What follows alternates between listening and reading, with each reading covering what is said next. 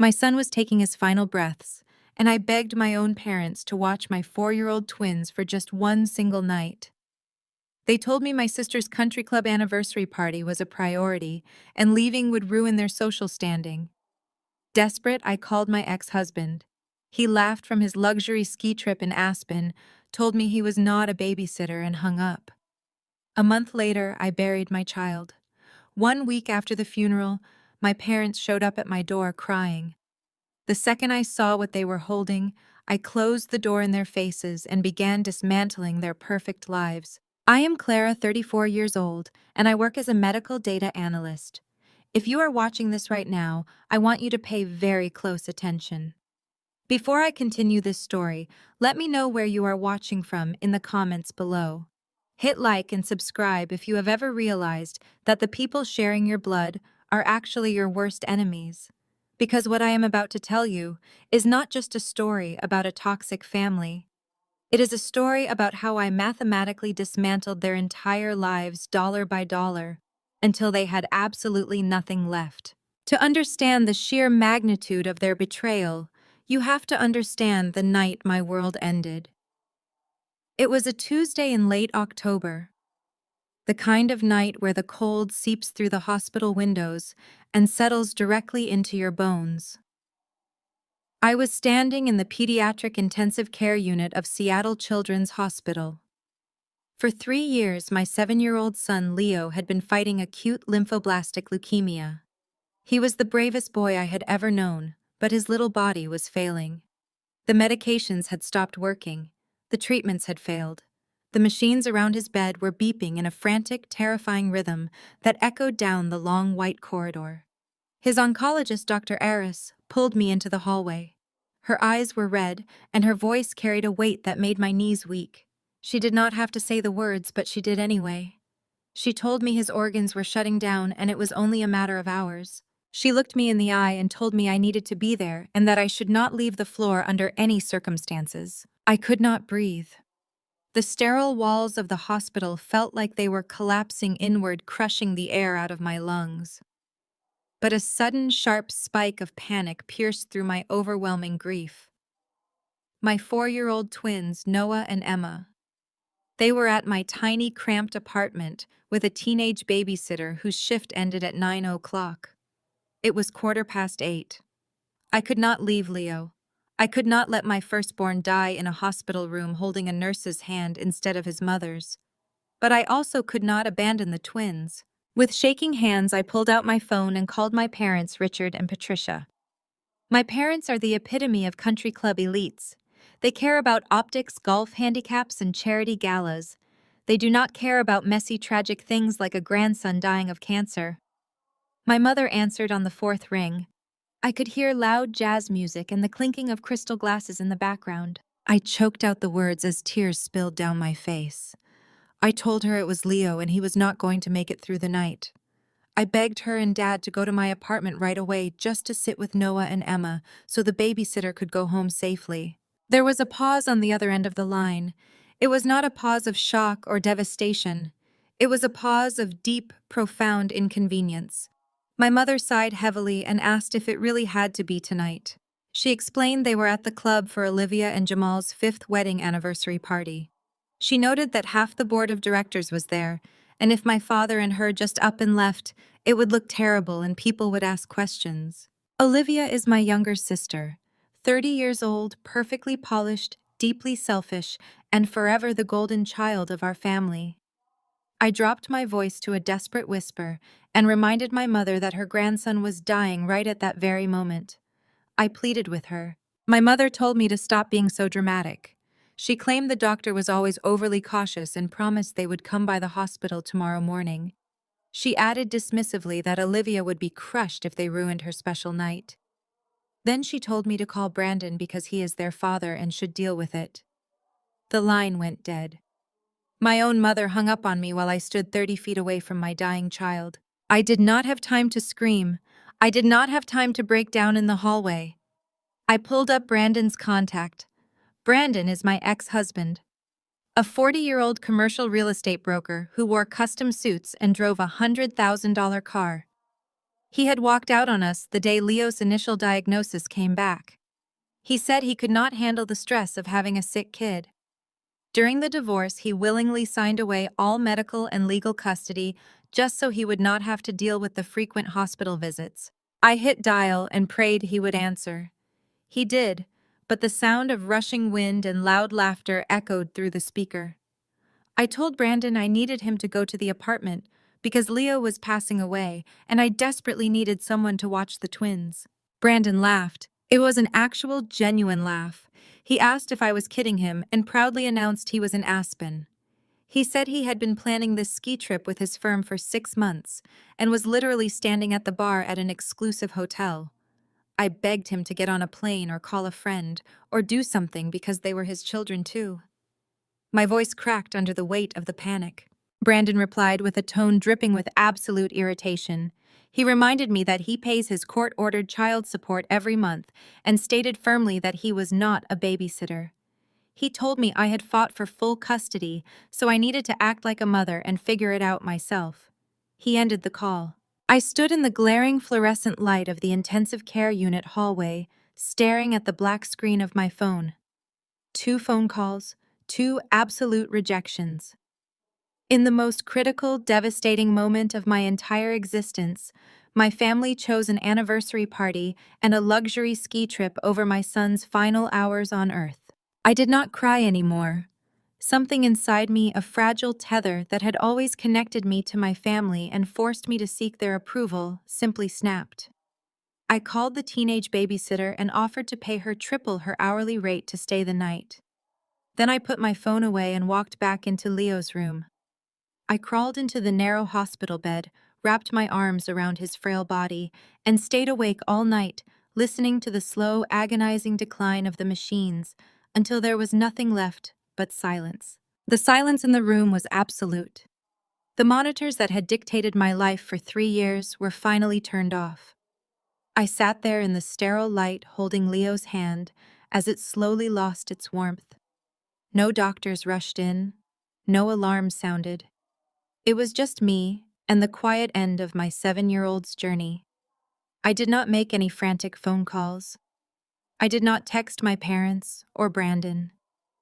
They had forfeited their right to this sacred moment the second they chose a country club anniversary party and a luxury ski resort over my son's final breaths. Around 6 in the morning, the nurses came to take him. I signed the necessary hospital paperwork with a hand that felt like it belonged to someone else. I kissed his cold forehead one last time and walked out of the intensive care unit. The automatic doors slid open and the crisp Seattle morning air hit my face. People were driving to work, drinking coffee, and listening to the radio. The world was waking up while my entire universe had completely ended. The drive back to my apartment was a blur of gray skies and numb disbelief. I navigated the morning traffic on pure autopilot. When I walked through the front door, my apartment was dead silent. I paid the exhausted teenage babysitter, handing her the extra cash I had promised. She gave me a sympathetic look, but asked no questions. As soon as she locked the door behind her, I walked straight into the twins' bedroom.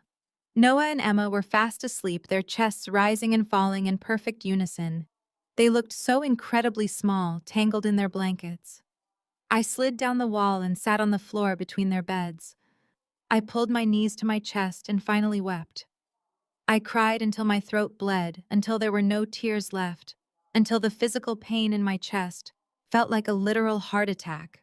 I stayed on that floor for hours, fiercely guarding the 2 children I had left. I did not turn my phone on until noon. When I finally powered up the screen, I expected to see a missed call from my mother, Patricia. I thought maybe Brandon had sobered up from his Aspen bender and sent a quick text asking for a medical update. Instead, I was bombarded with dozens of notifications. They were not text messages or concerned voicemails. They were social media alerts. I opened my Instagram app and my blood ran ice cold. My sister Olivia had posted a beautifully filtered black and white photo of her holding Leo. But it was not a recent photo. It was a picture taken 3 years ago, before the grueling chemotherapy had ravaged his little body, before he lost his hair, before his skin turned translucent. The caption was an absolute masterclass in performative grief. She wrote about how her heart was shattered into a million pieces and how heaven gained the most perfect angel today. She called him her sweet nephew and asked everyone to please respect our family's privacy during this unimaginable tragedy. The post already had over 4,000 likes and hundreds of comments from her wealthy friends and country club associates, sending prayers and digital bouquets. A wave of intense nausea hit my stomach. I switched over to Facebook and went directly to my mother's profile. Patricia had done the exact same thing.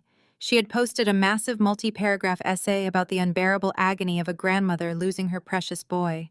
She tagged all of her elite socialite friends, soaking up the public sympathy and replying to comments with crying emojis. They did not even know he had passed from me. I had not called them. The hospital had not called them. How did they find out so quickly? A text message from a distant cousin answered my question. She sent her condolences, mentioning she had seen the hospital's internal obituary notice that gets pushed to a local registry system. My family had not even bothered to check on me to see if I was surviving. They saw a public notice online and instantly weaponized my son's death for cheap social currency. But the most repulsive post of all came from Brandon. My ex-husband had posted a photo of himself on the slopes in Aspen, looking stoic and gazing off into the mountains. He wore mirrored ski goggles reflecting the snow-capped peaks, looking like a catalog model rather than a grieving parent. The caption made my vision blur with pure, unadulterated rage. He wrote about a father's worst nightmare coming true and claimed he was taking time away in the mountains to process this profound loss and find peace in nature. He was actively using the death of the son he abandoned to justify staying on his luxury ski trip. He was leveraging his own child's tragedy to get sympathy from his commercial real estate partners while drinking at a high-end bar. I sat alone in my kitchen, staring at the glowing screen. I did not leave a comment on their posts. I did not call them out or demand they take the pictures down immediately. The sheer audacity of their performance was so deeply sociopathic that confronting them directly would have been a complete waste of my breath. They did not care about Leo. They only cared about how Leo's death made them look to their peers. He was just a tragic accessory they could add to their carefully curated lives to garner attention and praise. I looked down at my hands resting on the kitchen table. They were shaking, but not from grief anymore. They were shaking with a terrifying, calculated rage. I am a medical data analyst. My entire career is built on finding anomalies, tracking discrepancies, and uncovering truths hidden in massive, overwhelming systems. My family thought I was just a broken, grieving mother who would quietly fade away. They thought I was a pushover they could trample over to maintain their flawless societal image. They had no idea that their performative grief was about to leave a massive digital footprint. And they had absolutely no idea that I was about to follow that footprint straight to their utter destruction. Data does not lie. Numbers do not care about social standing or country club memberships. My family operated on appearances, but I operated on facts. I wiped the last remaining tear from my cheek and opened my laptop. The very first domino had just fallen, and I was fully prepared to push the rest. All the funeral arrangements fell entirely on my shoulders. I drowned in $150,000 of medical debt. I sold my car and depleted my savings to keep Leo comfortable. I took out loans to afford a modest casket and plot. On Wednesday, my mother finally called. I let it ring before answering. Clara, Patricia said, "Your father and I have barely slept. We are stepping in to handle the funeral arrangements." "I handled the arrangements, Mom," I said flatly. "It will be a small private service for close friends." "Absolutely not," Patricia snapped. "A private service? Are you out of your mind? Do you know how many people have reached out? Brandon's partners, your father's friends, the entire country club board. They all want to pay their respects." "They do not know Leo," I replied calmly. "They know you. This is not a networking event." "Do not be selfish, Clara," she hissed. Brandon is flying back from Aspen tomorrow, and he agrees with us. We booked the Grand Chapel at the Elite Memorial Center downtown.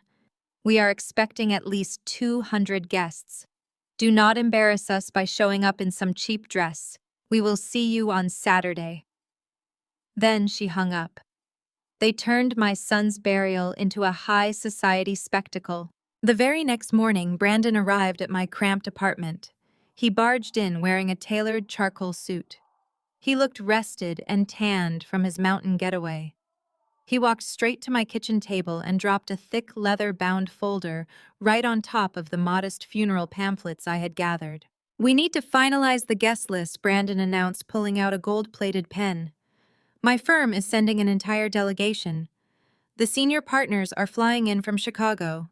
We need to make sure the seating chart reflects their status. The first 3 rows on the right side of the chapel need to be reserved exclusively for my commercial real estate associates." I stared at him in pure and absolute disbelief. I told him he was out of his mind if he thought I was going to let him turn our son's memorial into a corporate networking mixer. I reminded him that he had not visited Leo in over 6 months, and his senior partners did not even know our son's middle name. Brandon let out a frustrated sigh, pinching the bridge of his nose. "Clara," he said, using his slick negotiation voice, "you are being completely unreasonable. These people are coming to support me. Do you have any idea how bad it looks for my professional brand if my own son has a depressing little funeral in a neighborhood church? I am putting up the capital for the Grand Chapel and the catered reception afterward. You should be thanking me." I slammed my hands on the table and told him I wanted a quiet space to mourn the little boy he abandoned. I pointed out that while I was buried in debt trying to keep Leo alive, he was buying luxury cars and skiing in Aspen. My father, Richard, walked through the front door right at that moment, trailing behind Brandon like a loyal corporate lapdog. Richard adjusted his expensive silk tie and immediately took Brandon's side. "Now, Clara, your ex-husband is being incredibly generous," Richard stated, crossing his arms. "Your mother and I invited the entire country club registry. We ordered custom floral arrangements and hired a professional string quartet. This event reflects on all of us. Stop acting like a victim and start acting like a grateful mother." I felt the air get sucked out of the room. My own father was defending the man who laughed at me on the phone while Leo was dying. They had completely stripped me of my agency. They held the social power and the financial leverage. Because Brandon was paying the exorbitant fees, the funeral director was taking orders directly from him. I was legally Leo's mother, but in their eyes, I was just an inconvenient prop required for their tragic family photo op. My mother, Patricia, glided into the apartment holding a garment bag. She handed it to me with a look of utter disdain. "I bought you a proper black dress," she said coldly. "Please make sure it is ironed. I will not have you showing up looking like a tragic mess." I looked at the garment bag and then at the 3 of them. They had completely commandeered absolutely everything. The venue, the guest list, the flowers, the music, and now even my clothing. They were producing a high-end stage play of grief, and I was being cast in a supporting role. Patricia leaned in close to my face, her expensive perfume suffocating the small space. She grabbed my wrist, her perfectly manicured nails digging sharply into my skin. She lowered her voice to a harsh, threatening whisper. "Listen to me very carefully, Clara. This Saturday is going to be flawless. You are going to wear this dress. You are going to stand next to Brandon, and you are going to smile at the guests. You will shake hands with the senior partners and thank the board of directors for their condolences. You will keep it together, and you will not make a scene. If you embarrass this family or try to ruin Brandon's professional image, I will personally ensure you never recover from it. Do you understand me?" I looked directly into her cold, calculating eyes. I did not fight back or scream. I simply nodded and took the garment bag from her hands. I let them believe they had won and that I was completely broken. But as they walked out discussing valet parking for their wealthy guests, my mind was racing with absolute clarity. They wanted a flawless public spectacle. They wanted an audience. They were going to get exactly what they asked for, but not in the way they ever expected. Saturday morning arrived with a bitter chill. The Grand Chapel stood in the center of the downtown financial district, looking more like a luxury hotel than a place of mourning. When the black town car my parents ordered pulled up to the curb, I stepped out into a scene that made my stomach churn. Valet attendants in crisp uniforms were rushing to park a line of Mercedes and Porsches. A local society photographer was stationed near the massive oak doors, snapping pictures of wealthy executives as they walked inside. This was not a funeral for a 7-year-old boy who loved dinosaurs and building blocks. This was a high society gala. I wore the restrictive black dress my mother had forced upon me. I walked through the heavy wooden doors and immediately stopped dead in my tracks. The grand foyer was not filled with flowers or quiet family members sharing memories. Instead, the space was dominated by 6 massive glossy standees. They were 8 feet tall, professionally printed, and strategically placed to guide the guests toward the main hall. I walked slowly up to the nearest one. It featured a blown-up image of Leo from his kindergarten school photo. The text above his smiling face was printed in elegant gold lettering. It read, "The Leo Hope Foundation." Below the text was a sleek modern logo and a massive quick response code for instant digital donations. Stacks of high-end brochures rested on silver platters offering tax-deductible contribution forms. I felt a cold sweat break out across my neck. A foundation. A professionally branded charity with a logo, marketing materials, and digital donation portals. You do not design and print 8-foot glossy standees overnight. You do not establish a legal charity and set up tax-deductible portals in a matter of 3 days. This required months of planning. I scanned the crowded room and spotted my sister Olivia and my father Richard standing near a catered refreshment table. They were holding crystal glasses of sparkling water and laughing quietly with a local city councilman. I marched straight past the donation tables and grabbed Olivia's arm, pulling her away from the politician. Richard quickly excused himself and followed us into a secluded marble hallway near the coat check. I shoved one of the gold-embossed brochures directly against my father's chest. I demanded to know what this foundation was and why my son's face was plastered on donation materials without my permission. Olivia rolled her eyes and smoothed a wrinkle on her expensive black dress. She told me to lower my voice because people were staring. Richard grabbed the brochure from my hand and offered a patronizing smile. He placed his hands on my shoulders, using that deep, comforting tone he saved for difficult clients. He told me I was deeply confused and acting irrationally because of my grief. He explained they were simply honoring his legacy. Richard claimed that while I was trapped in the hospital, they were doing the hard work of ensuring Leo's name would live on to help other children. He said they took the initiative to set up a charitable fund so my tragedy could serve a higher purpose. Olivia chimed in with her perfectly rehearsed, sympathetic voice. She said I had been entirely too emotional and unstable to handle legal paperwork, so they kindly stepped in to manage the heavy lifting. She actually reached out and tried to tuck a stray strand of hair behind my ear, telling me I should be thanking them for preserving his memory. The gaslighting was so seamless and coordinated that a normal person might have questioned their own sanity.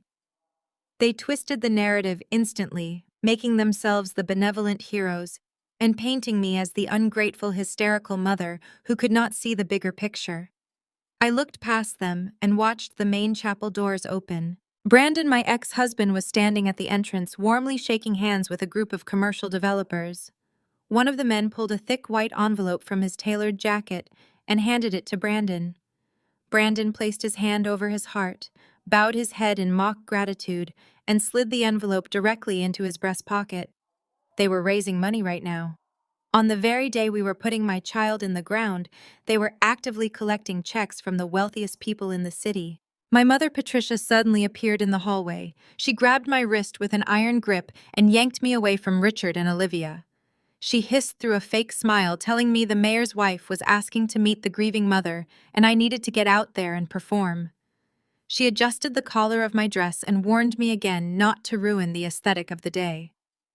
I looked at the 3 of them standing there in their expensive mourning clothes, calculating their social and financial gains. I did not scream.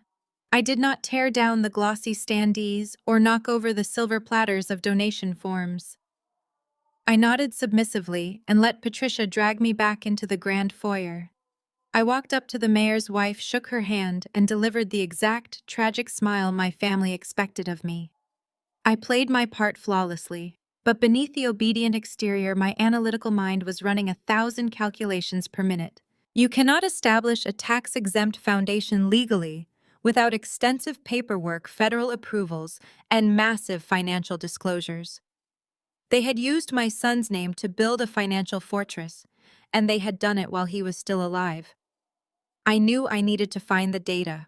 I needed to follow the money. And I knew exactly where I was going to start looking the moment this disgusting theatrical performance ended. I would absolutely not let any of them win this sick, twisted game. I would bring them down to the ground and make them pay dearly. The moment the doors of the grand chapel closed behind me, I felt a suffocating weight lift off my chest. I survived the endless handshakes with wealthy strangers who offered hollow condolences. I endured watching Brandon play the grieving father handing out real estate business cards. I walked away, ignoring my mother's whispers to stay for the reception. I hailed a rideshare and sat in silence as the skyline faded into the grim reality of my neighborhood. I stepped inside my downsized apartment, and the harsh silence swallowed me whole. The walls were thin and the floor scuffed. I unzipped the black dress Patricia forced upon me, letting it pool on the floor like a discarded costume. I changed into sweatpants. I needed water, but when I opened my refrigerator, I was met with empty wire shelves. A single jar of mustard and a half-empty carton of milk sat in the pale yellow light. Every penny I possessed went to pediatric oncology. Spread across my small dining table was the physical manifestation of my absolute ruin. Stacks of hospital bills and collection notices covered every inch of the surface. $150,000. That was the exact price tag of trying to save a 7-year-old boy alone. The numbers blurred together in red ink. Past due, immediate action required. I sacrificed my credit, my savings, and my home. I had nothing left to give. My phone buzzed. Instead of a collection text, a social media notification popped up. An update from Brandon. My ex-husband just posted a picture taken outside the funeral venue. He leaned casually against the hood of a brand new midnight black Tesla Model S. The caption read that, "Sometimes you need to treat yourself to push through the darkest days." He bragged about the custom white leather interior. He used a hashtag about self-care. I stared at the screen as my stomach twisted.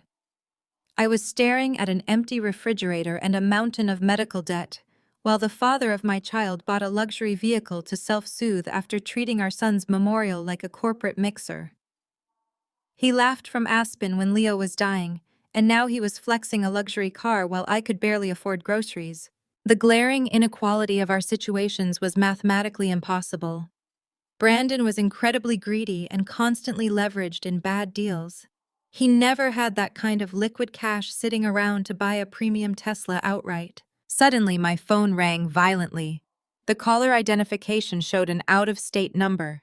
I recognized the area code from previous collection agency calls. Today, the sheer anger vibrating through my veins made me swipe the green answer button.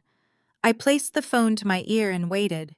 A stern voice echoed through the speaker, identifying himself as an agent from a national medical debt recovery firm. He asked for Clara and verified my identity. The agent cleared his throat, stating he was calling regarding the outstanding balance of $150,000 owed to Seattle Children's Hospital for Leo's treatments. He informed me they were preparing to initiate aggressive asset seizure protocols. I gripped the edge of the kitchen counter until my knuckles turned white. I told the agent I had no assets left to seize. I explained that I sold my property, emptied my retirement funds, and downsized my entire life. I stated clearly that I was a single mother who received zero financial assistance from her ex-husband. The collection agent paused. I could hear him typing rapidly on a keyboard. His tone shifted to genuine professional confusion. He asked me to hold on for a moment while he reviewed the secondary financial disclosures attached to my son's hospital profile. "Mom," he finally said, his voice tight with bewilderment, I am looking at a verified public tax filing cross-referenced with your son's medical account just last week. The documentation indicates you are the primary beneficiary of a registered charity. It says here that the Leo Hope Foundation successfully raised over $5 million in tax-deductible donations explicitly earmarked for these exact medical expenses. The kitchen seemed to spin around me. I asked the agent to repeat what he had just told me. The agent read the file aloud. He stated that Brandon and Richard were listed as the primary financial directors of the foundation. He asked me directly why a foundation with over $5 million in liquid capital sitting in a registered trust was allowing a grieving mother to be harassed by collection agencies over a $150,000 hospital bill. He asked why the charity administrators explicitly denied the hospital's request to release the funds. I did not answer him. The massive financial discrepancy hit me like a freight train. The glossy standees at the funeral. The rich developers handing Brandon thick white envelopes. Brandon's new midnight black Tesla. My father's sudden insistence on controlling the entire funeral guest list. It all snapped into perfect, horrifying focus. They had not just set up a charity to boost their social standing. They actively denied the hospital the money to pay for Leo's treatments. They watched me go bankrupt. They watched me sell my home and starve. They let me drown in debt while sitting on a mountain of cash raised in my dead son's name. I politely thanked the agent and slowly hung up the phone. I looked at the towering stack of unpaid bills, and then I looked at the empty refrigerator. The sadness was completely gone now, replaced by a cold, calculating precision. They thought I was just a desperate, grieving mother. They forgot I was a professional data analyst. They forgot I knew how to track every digital breadcrumb they carelessly left behind. I walked over to my laptop and finally cracked it open. The time for my morning was completely over. It was time to hunt. I stared at the glowing screen of my laptop, letting the stark white light illuminate the dark kitchen. My fingers hovered over the keyboard, but I hesitated. To track a corporate entity effectively, I needed official parameters.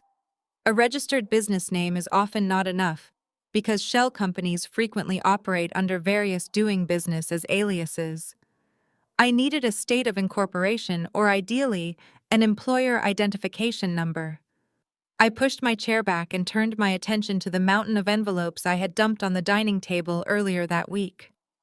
I had been too paralyzed by grief to open most of them, assuming they were just more final notices from aggressive collection agencies and relentless medical billing departments. I began tearing through the stack, sorting the commercial envelopes from the personal ones. Hospital bills went to the left. Utility warnings went to the right. Near the bottom of the pile, hidden beneath a thick packet of insurance coverage denials, I found a crisp white envelope with an official government seal. The return address read Department of the Treasury Internal Revenue Service. I frowned, staring at the bold black lettering. I had not filed any recent tax amendments, and my personal bankruptcy proceedings had not yet reached the federal notification stage.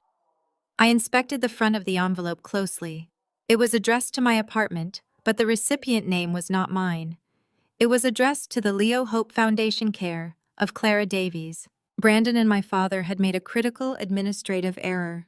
When they rushed to file the expedited paperwork for their charity, they likely used my home address as the primary residence of the child to bypass certain medical privacy verification checks.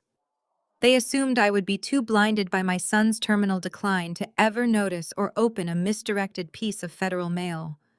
They severely underestimated my vigilance and my professional background. I ripped the perforated edge of the envelope and pulled out the thick document inside. It was an official determination letter from the Internal Revenue Service, confirming that the Leo Hope Foundation was officially recognized as a tax-exempt public charity under Section 501c3 of the Internal Revenue Code. I read the text carefully, absorbing the bureaucratic language that validated their scam. The letter confirmed their effective date of exemption, their public charity status, and most importantly, it provided their official 9-digit employer identification number. That 9-digit sequence was the golden key.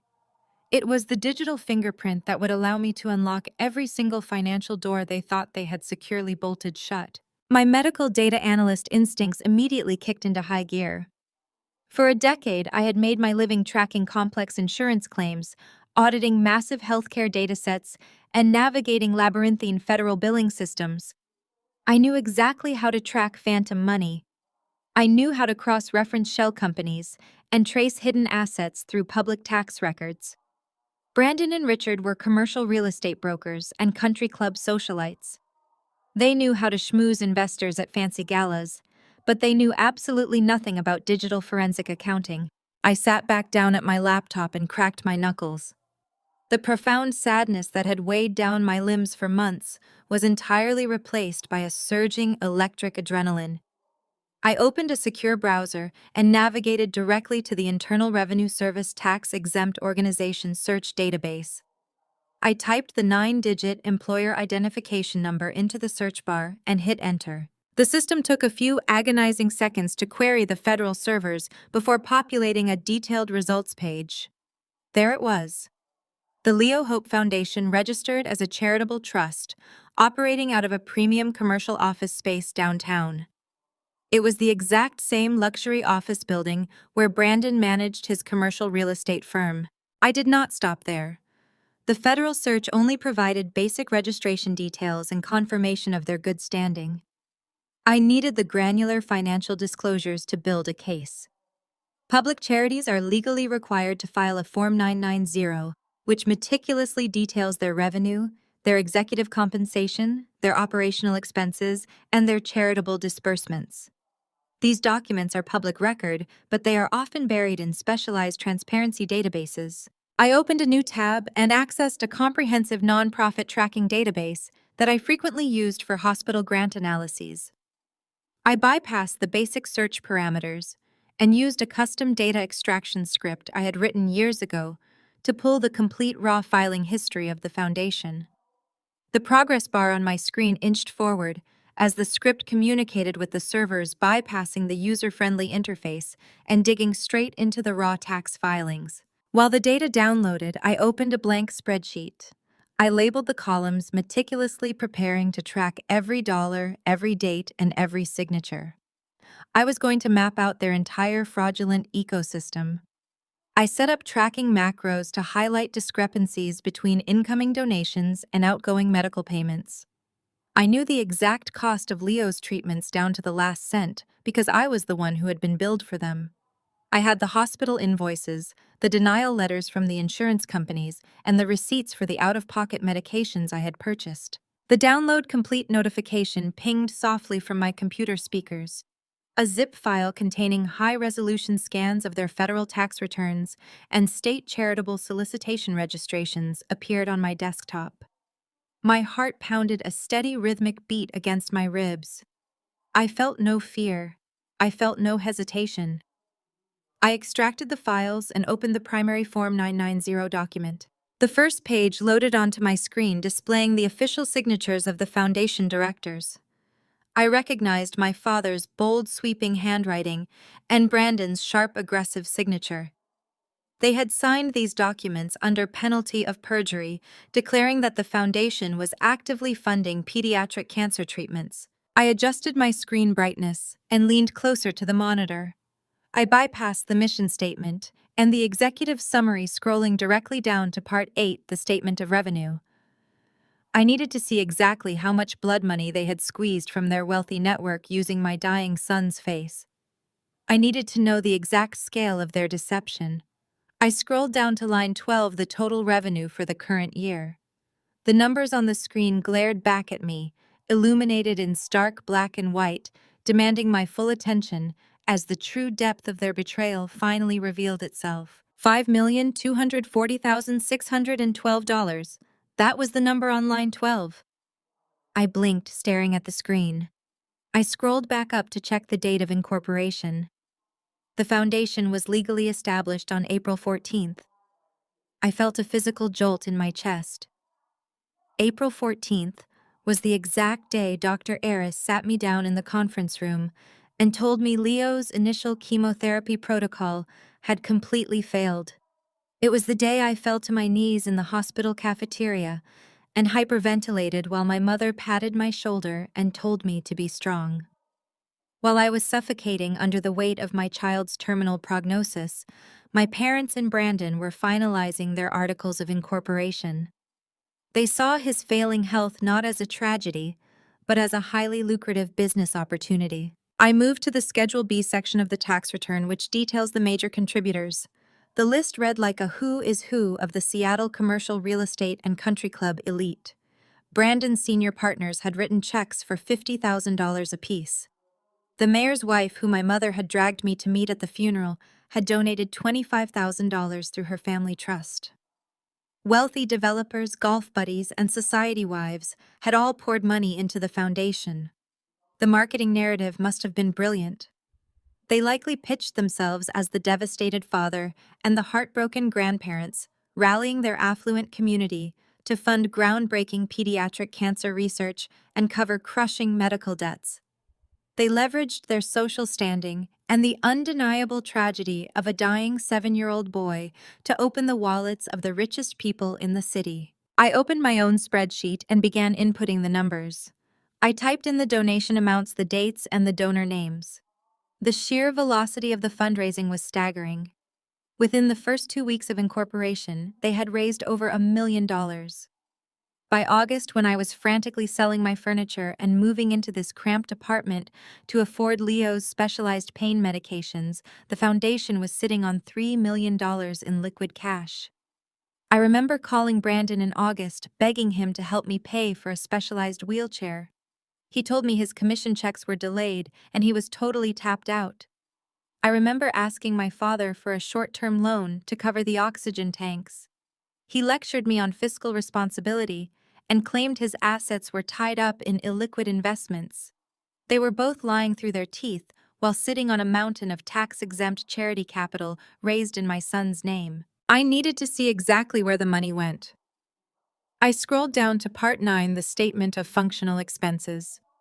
This is the section where public charities must legally itemize every single dollar they spend. I looked at line 1, which details grants and other assistance paid to domestic individuals. This is the line where medical bill payments would be recorded. The number in the column was 0. I rubbed my eyes, thinking the screen was playing tricks on me. I zoomed in on the document. Grants to individuals, 0. Payments to affiliates, 0. Medical and health services, 0. Not a single cent had been dispersed for charitable purposes. Out of the $5.2 million raised, they had not spent one single dime on Leo's hospital bills.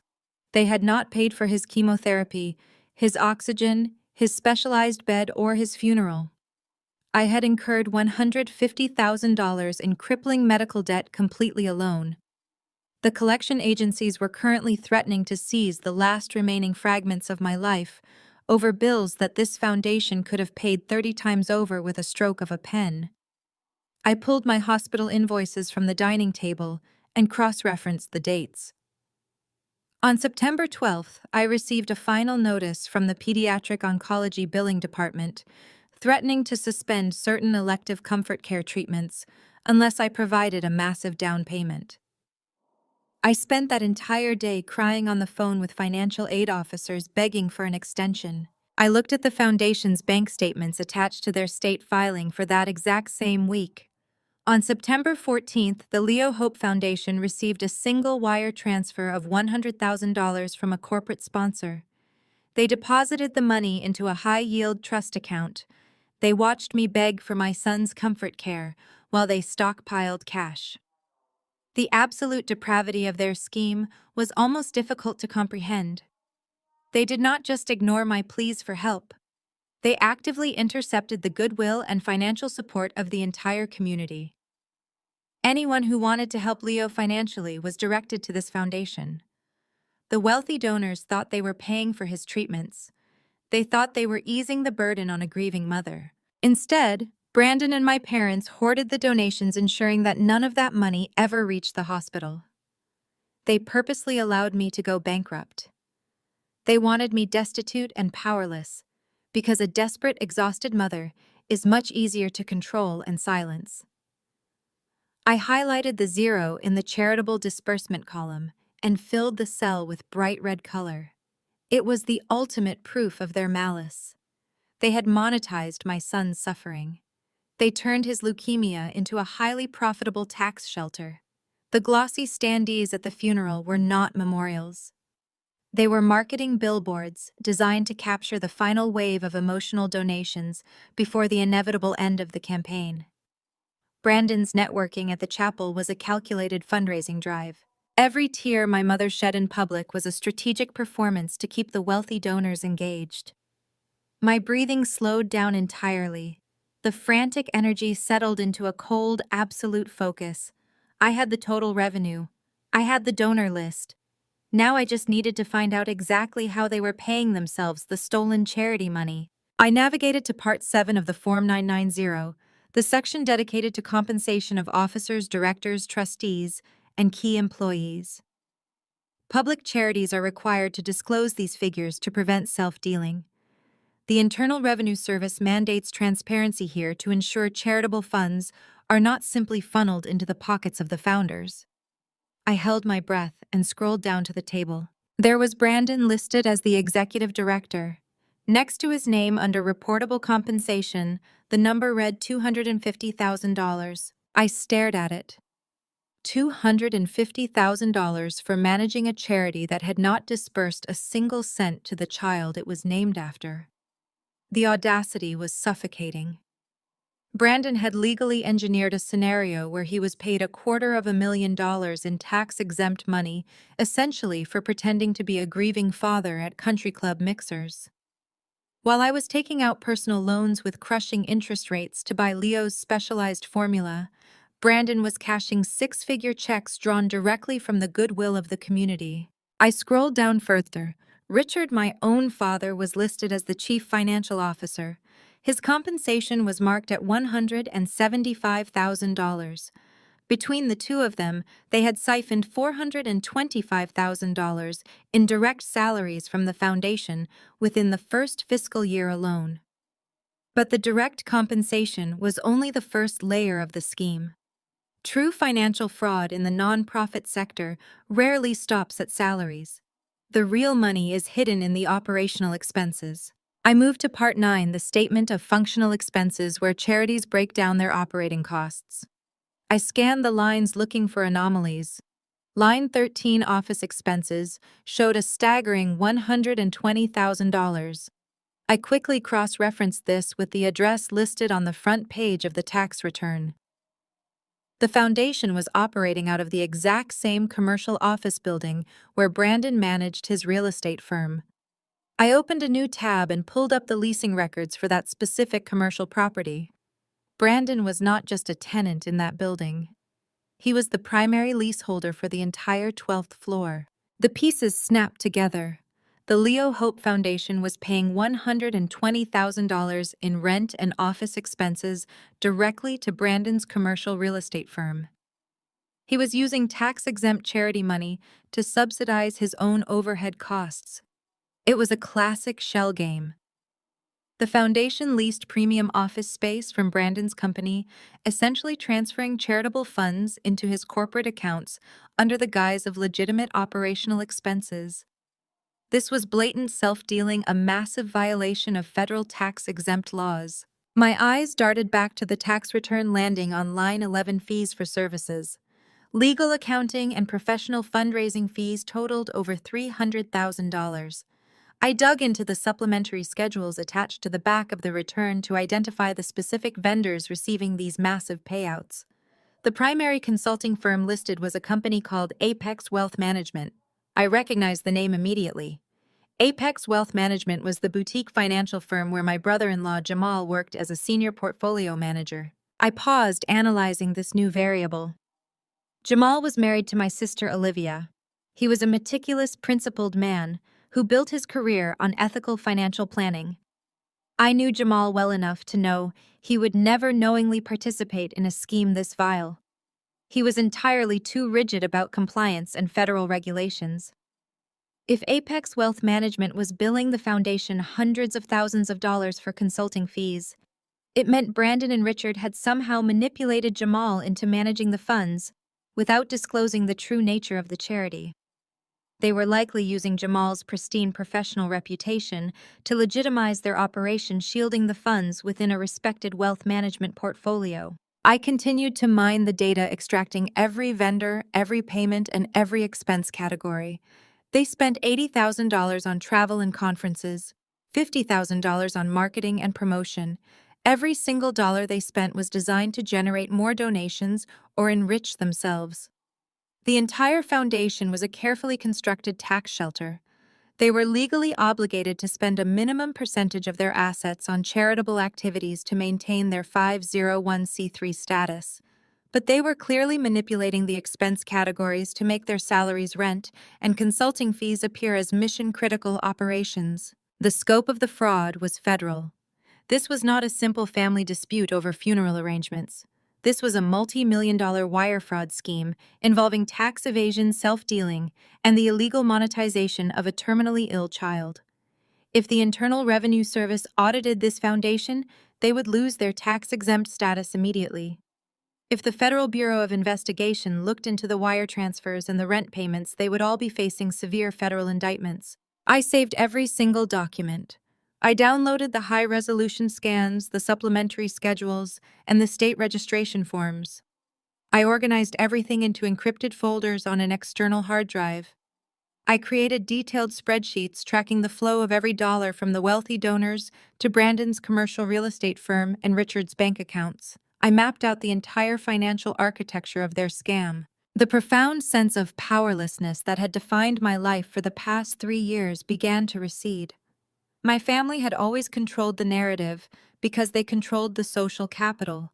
They dictated the terms of every interaction because they held the financial leverage. But they had made a fatal miscalculation. They assumed I was just a grieving mother who would shrink away quietly. They forgot that I spent my entire professional life hunting anomalies in massive data sets. I closed my laptop and looked around my small, empty apartment. The medical bills were still piled on the dining table. The collection agencies would still call tomorrow. But the fear was gone. I was no longer drowning. I was armed. I had the complete financial blueprint of their destruction in my hands. The next step was not about confronting them. It was about finding the right person to build the legal trap.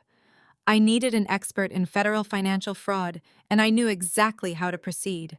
I was going to dismantle their entire lives with the same cold, calculating precision they had used to abandon my son. I opened a new spreadsheet and named it Timeline of Deception. My apartment was utterly silent except for the rhythmic clicking of my keyboard.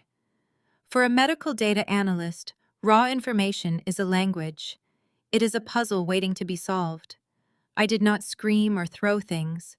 The sheer magnitude of their betrayal required absolute focus. I needed to build a chronological sequence of events that clearly demonstrated intent to defraud. I needed a timeline so legally bulletproof that a federal prosecutor could present it to a grand jury without hesitation. I started pulling up digital records from my personal archives. I accessed my divorce settlement documents, which had been finalized 3 years ago. I scrolled down to the custody agreement section. Brandon had insisted on a very specific clause. He explicitly surrendered all legal and physical custody rights, specifically citing his inability to handle the medical decision-making process for a chronically ill child. He legally absolved himself of any responsibility for Leo's care. That document was signed, notarized, and filed with the state court. Brandon had no legal standing to make medical decisions for Leo and certainly no legal right to raise funds under the guise of managing his care. I cross-referenced the date of that divorce decree with the date of the Leo Hope Foundation incorporation. Brandon surrendered his medical rights in February 2 years ago. He incorporated the foundation in April of this year. He had legally severed his ties to Leo's medical care and then 2 years later established a tax-exempt charity to ostensibly fund that exact same medical care. The contradiction was stark and legally devastating. It proved that he never intended to use the funds for Leo's treatment because he had no legal mechanism to pay the hospital directly without my authorization as the sole medical proxy. Next, I moved to the issue of intellectual property and likeness rights. When Leo was first diagnosed, I had started a private online journal to keep family and friends updated on his progress. It was a secure password-protected site where I posted photos and medical updates. The terms of service for the platform explicitly stated that the account holder retained full copyright ownership of all uploaded media. I was the sole account holder. Every photo Brandon and my parents used for the glossy standees, the foundation website, and the promotional brochures had been scraped from my private journal without my permission. I pulled up the foundation's website on a separate monitor. It was a masterpiece of emotional manipulation. The homepage featured a high-resolution image of Leo smiling bravely in his hospital gown. A Donate Now button pulsed in bright red at the center of the screen. I recognized the photo immediately. I had taken it on his 5th birthday. I right-clicked on the image and inspected the file metadata. The original timestamp matched my journal entry perfectly. They had stolen my copyrighted photographs to build their fundraising empire. Under federal law, using a person's likeness for commercial or fundraising purposes without their explicit written consent or the consent of their legal guardian is a violation of the right of publicity. Furthermore, using copyrighted material to solicit donations across state lines via the internet elevates the offense to federal wire fraud. Brandon and Richard were using electronic communications to execute a scheme to defraud the public out of millions of dollars using stolen intellectual property belonging to a minor child whose sole legal guardian was entirely unaware of the operation. I began printing everything. The whir of my cheap inkjet printer filled the small kitchen as pages piled up on the dining table. I printed the Form 990 tax returns, the state charitable solicitation registrations, the foundation's web pages, the metadata logs from the stolen photos, and the divorce decree detailing Brandon's surrendered custody rights. I printed the itemized hospital bills and the collection agency notices to prove that zero charitable funds had been disbursed.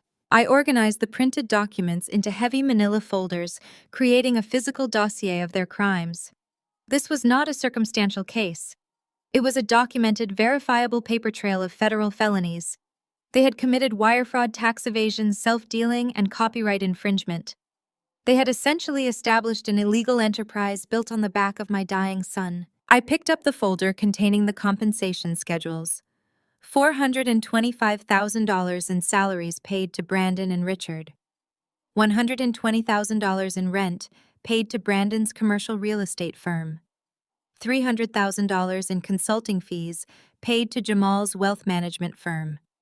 The financial structure was designed to quickly extract cash from the foundation before the inevitable collapse of the fundraising campaign upon Leo's death. They were likely planning to dissolve the charity within a year, claiming the mission was fulfilled while quietly absorbing the remaining assets into their corporate accounts. I needed an inside man.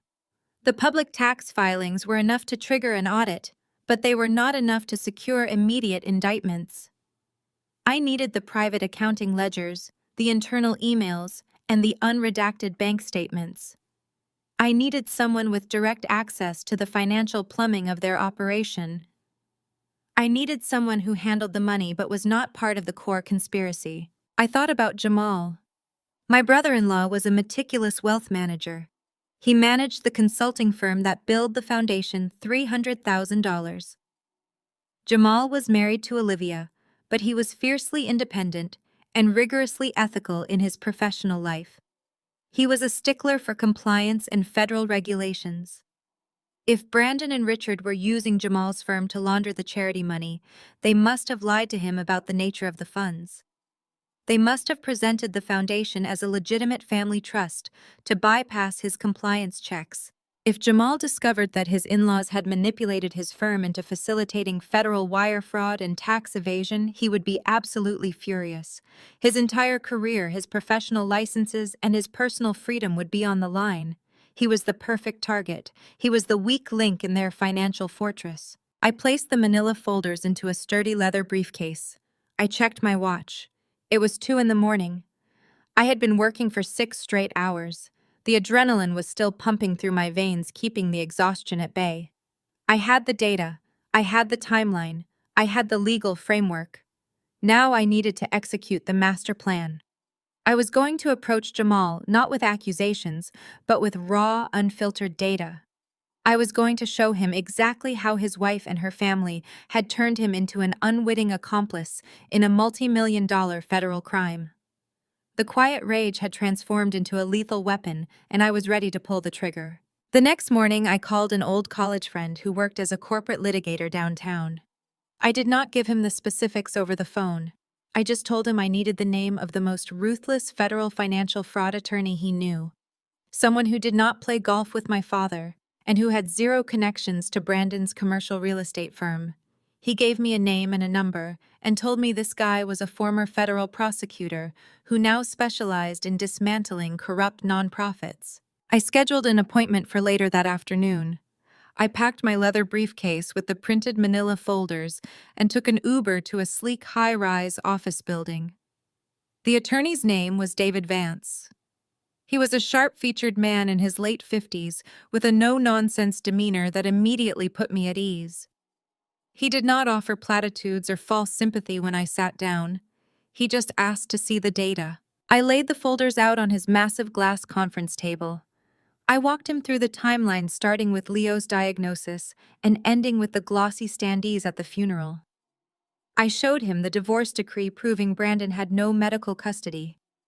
I showed him the metadata proving they stole my copyrighted photos.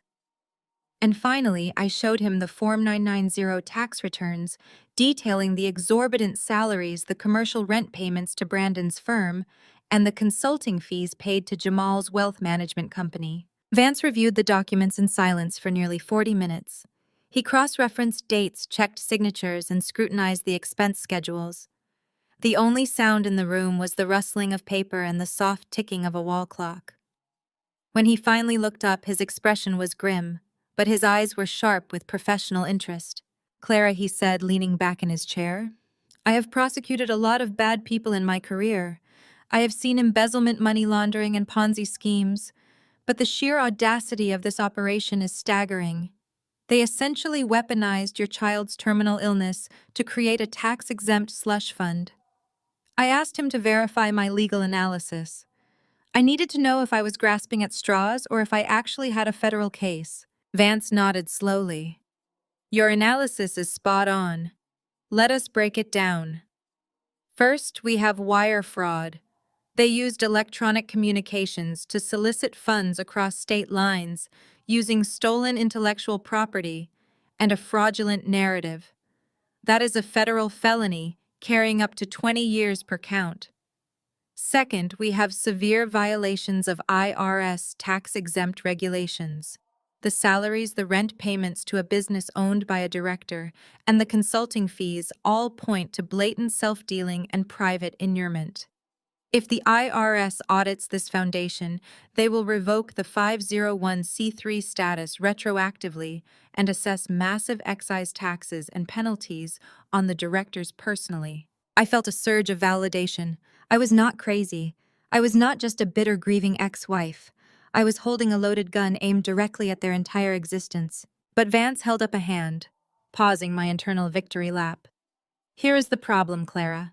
Public tax returns are enough to trigger an IRS audit, but an audit can take years. The IRS moves slowly, and Brandon and your father have the resources to hire expensive tax attorneys to drag the process out indefinitely. To secure immediate federal indictments, we need more than just the public filings. We need the internal accounting ledgers. We need the raw bank statements, the internal emails, and the unredacted transaction logs. We need to prove beyond a reasonable doubt that they actively conspired to divert funds away from medical expenses and into their own pockets." I nodded, understanding the distinction between reasonable suspicion and prosecutorial certainty. I told Vance that I knew exactly where to find the internal ledgers. I explained the role of Apex Wealth Management and the $300,000 in consulting fees. I told him about my brother-in-law, Jamal. Vance leaned forward, resting his elbows on the glass table. "You think Jamal is involved in the fraud?" "No," I said firmly.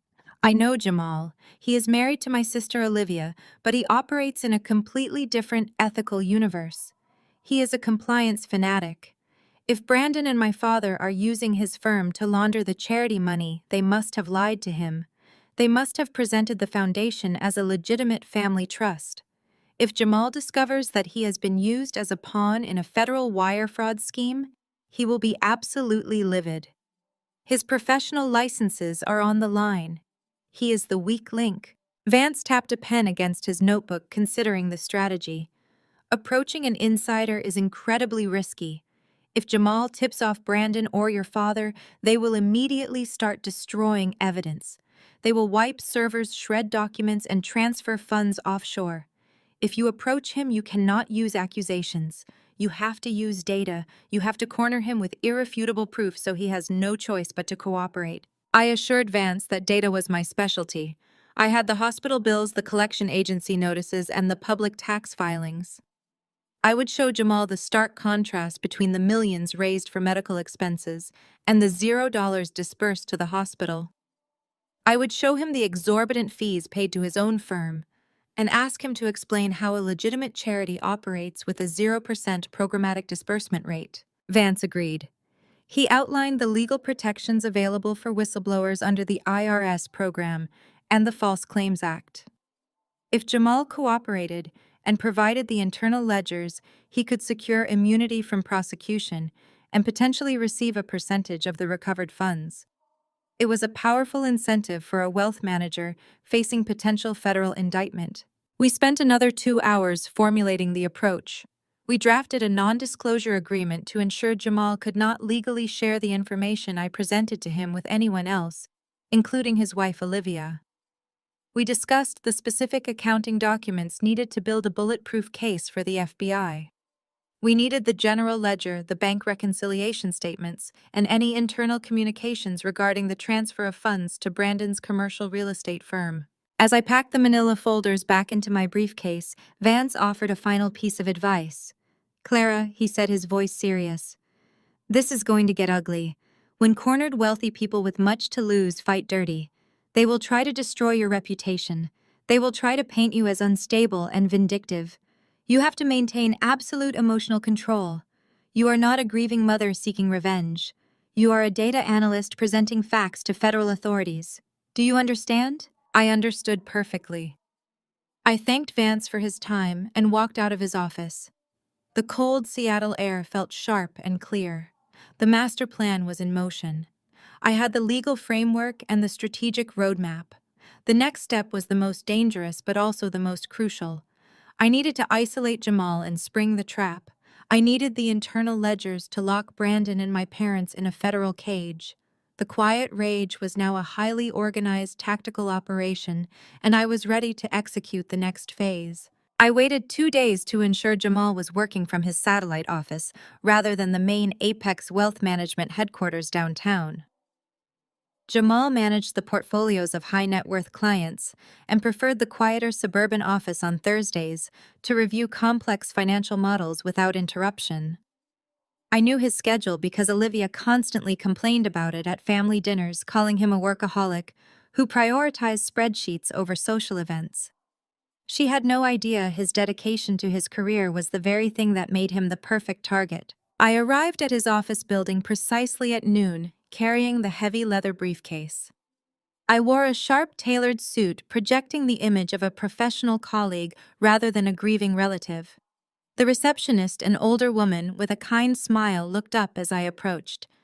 "I am Clara Davies," I said, offering a firm handshake. "Jamal is expecting me. We have a brief family financial matter to discuss before his 1 o'clock conference call." She checked her schedule, hesitated for a moment, and then buzzed his office. Jamal stepped out, looking surprised but not displeased.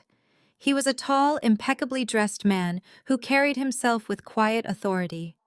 Jamal is a black man who had fought tooth and nail to build his career in a predominantly white elite industry. He had faced systemic barriers that Brandon and Richard could never fathom, and he had overcome them through sheer brilliance and an absolute unyielding adherence to ethical standards. He did not cut corners. He did not play the country club favor game. He operated strictly by the book. "Clara," he said, walking over and offering a brief embrace. "This is a surprise. I thought you were taking time off. Come on in." He led me into his office, closing the glass door behind us. The space was pristine, reflecting his meticulous nature. He gestured to the leather chairs positioned around a small meeting table. "How are you holding up?" he asked, his voice carrying genuine concern. "Olivia mentioned you have been keeping to yourself since the funeral. If you need anything, Clara, anything at all, please tell me." I sat down and placed the briefcase on the table. The lock snapped open with a sharp, metallic click. "Jamal, I need your help," I said, keeping my voice perfectly level. "I need to show you some documents regarding Leo's medical bills and a trust fund my parents recently set up." He leaned forward instantly, shifting into his professional mode. "Of course. Have they established a trust for you to help with the debt? I can definitely review the structure and ensure it is optimized for tax efficiency." I pulled out the first folder and slid it across the glass table. "Not a trust for me, Jamal," I clarified. "A trust for them. It is called the Leo Hope Foundation." Jamal frowned, looking at the name on the first document. "I am familiar with the foundation. Richard and Brandon established it shortly after Leo's diagnosis. They told me it was a restricted charitable trust designed to manage donations exclusively for your medical expenses. They said they were handling the administrative side to spare you the stress." I pulled out the hospital bills and the collection agency notices, spreading them out next to the tax documents. "Jamal," I said softly, "I owe $150,000 to Seattle Children's Hospital. The collection agencies are currently threatening to seize my remaining assets. I have paid for every single treatment out of pocket or through personal loans. The Leo Hope Foundation has not disbursed a single cent to the hospital." Jamal stared at the collection notices, his brow furrowed in deep confusion.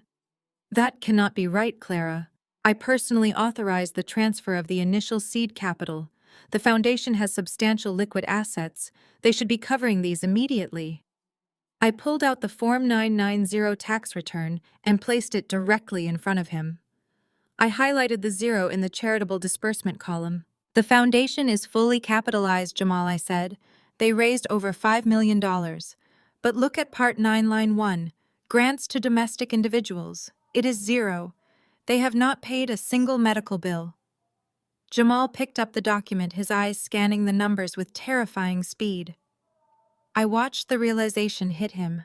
The confusion morphed into professional alarm. He flipped to the compensation schedule and saw the salaries paid to Brandon and Richard. $250,000 for an executive director of a non-operational charity. He muttered, his voice tight. "It gets worse," I said, sliding the commercial lease records across the table. "They are paying $120,000 in rent directly to Brandon's commercial real estate firm. They are using tax-exempt charity money to subsidize his corporate overhead. It is blatant self-dealing." Jamal's jaw tightened. The implication of the data was undeniable. He set the papers down and looked at me, his expression unreadable. "Clara," he said slowly, "these are very serious allegations. If what you are showing me is accurate, this is federal wire fraud and massive tax evasion. Why are you bringing this to me instead of the authorities?" I pulled out the final document. The Schedule O supplementary filing detailing the professional consulting fees. I highlighted the name of the vendor receiving $300,000, Apex Wealth Management. Jamal stared at the name of his own firm. The color drained from his face. "I am bringing this to you, Jamal, because they are using your firm to launder the money," I said. "They billed the foundation $300,000 for consulting services and routed it through Apex. I know you are a man of absolute integrity. I know you would never knowingly participate in this. But they used you. They lied to you about the nature of the foundation, and now your professional license and your firm are implicated in a multi-million-dollar federal crime." Jamal did not move. He stared at the document for a long time. The betrayal he was processing was twofold. It was the professional violation of being used to facilitate fraud, and the personal devastation of realizing his own wife and her family were the architects of the scheme. "Olivia told me she was managing the donor relations," he finally said, his voice a hollow whisper. "She said they were raising money to help you. She looked me in the eye and told me the funds were secured for Leo's care. They weaponized my dying son to build a tax shelter," I said, my voice trembling with suppressed rage. and they manipulated you to legitimize it.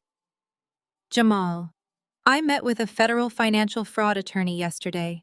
This data is enough to trigger a massive IRS audit. But an audit takes years. They will hire expensive lawyers and drag it out while sitting on millions. To secure immediate federal indictments, we need the internal accounting ledgers. We need the raw bank statements and the unredacted transaction logs. We need an inside man. Jamal slowly looked up from the documents. The shock in his eyes had hardened into a cold, furious resolve. He was a man who had built his entire life on doing things the right way. He had navigated a system designed to keep him out, and he had succeeded through sheer excellence. Now his privileged white in-laws had casually jeopardized his entire existence to fund their luxury lifestyles. You need the internal ledgers, he confirmed, his voice steadying. You need the proof of intent to defraud. Yes, I said. I need you, Jamal. I need you to be the whistleblower. He leaned back in his chair, staring at the ceiling.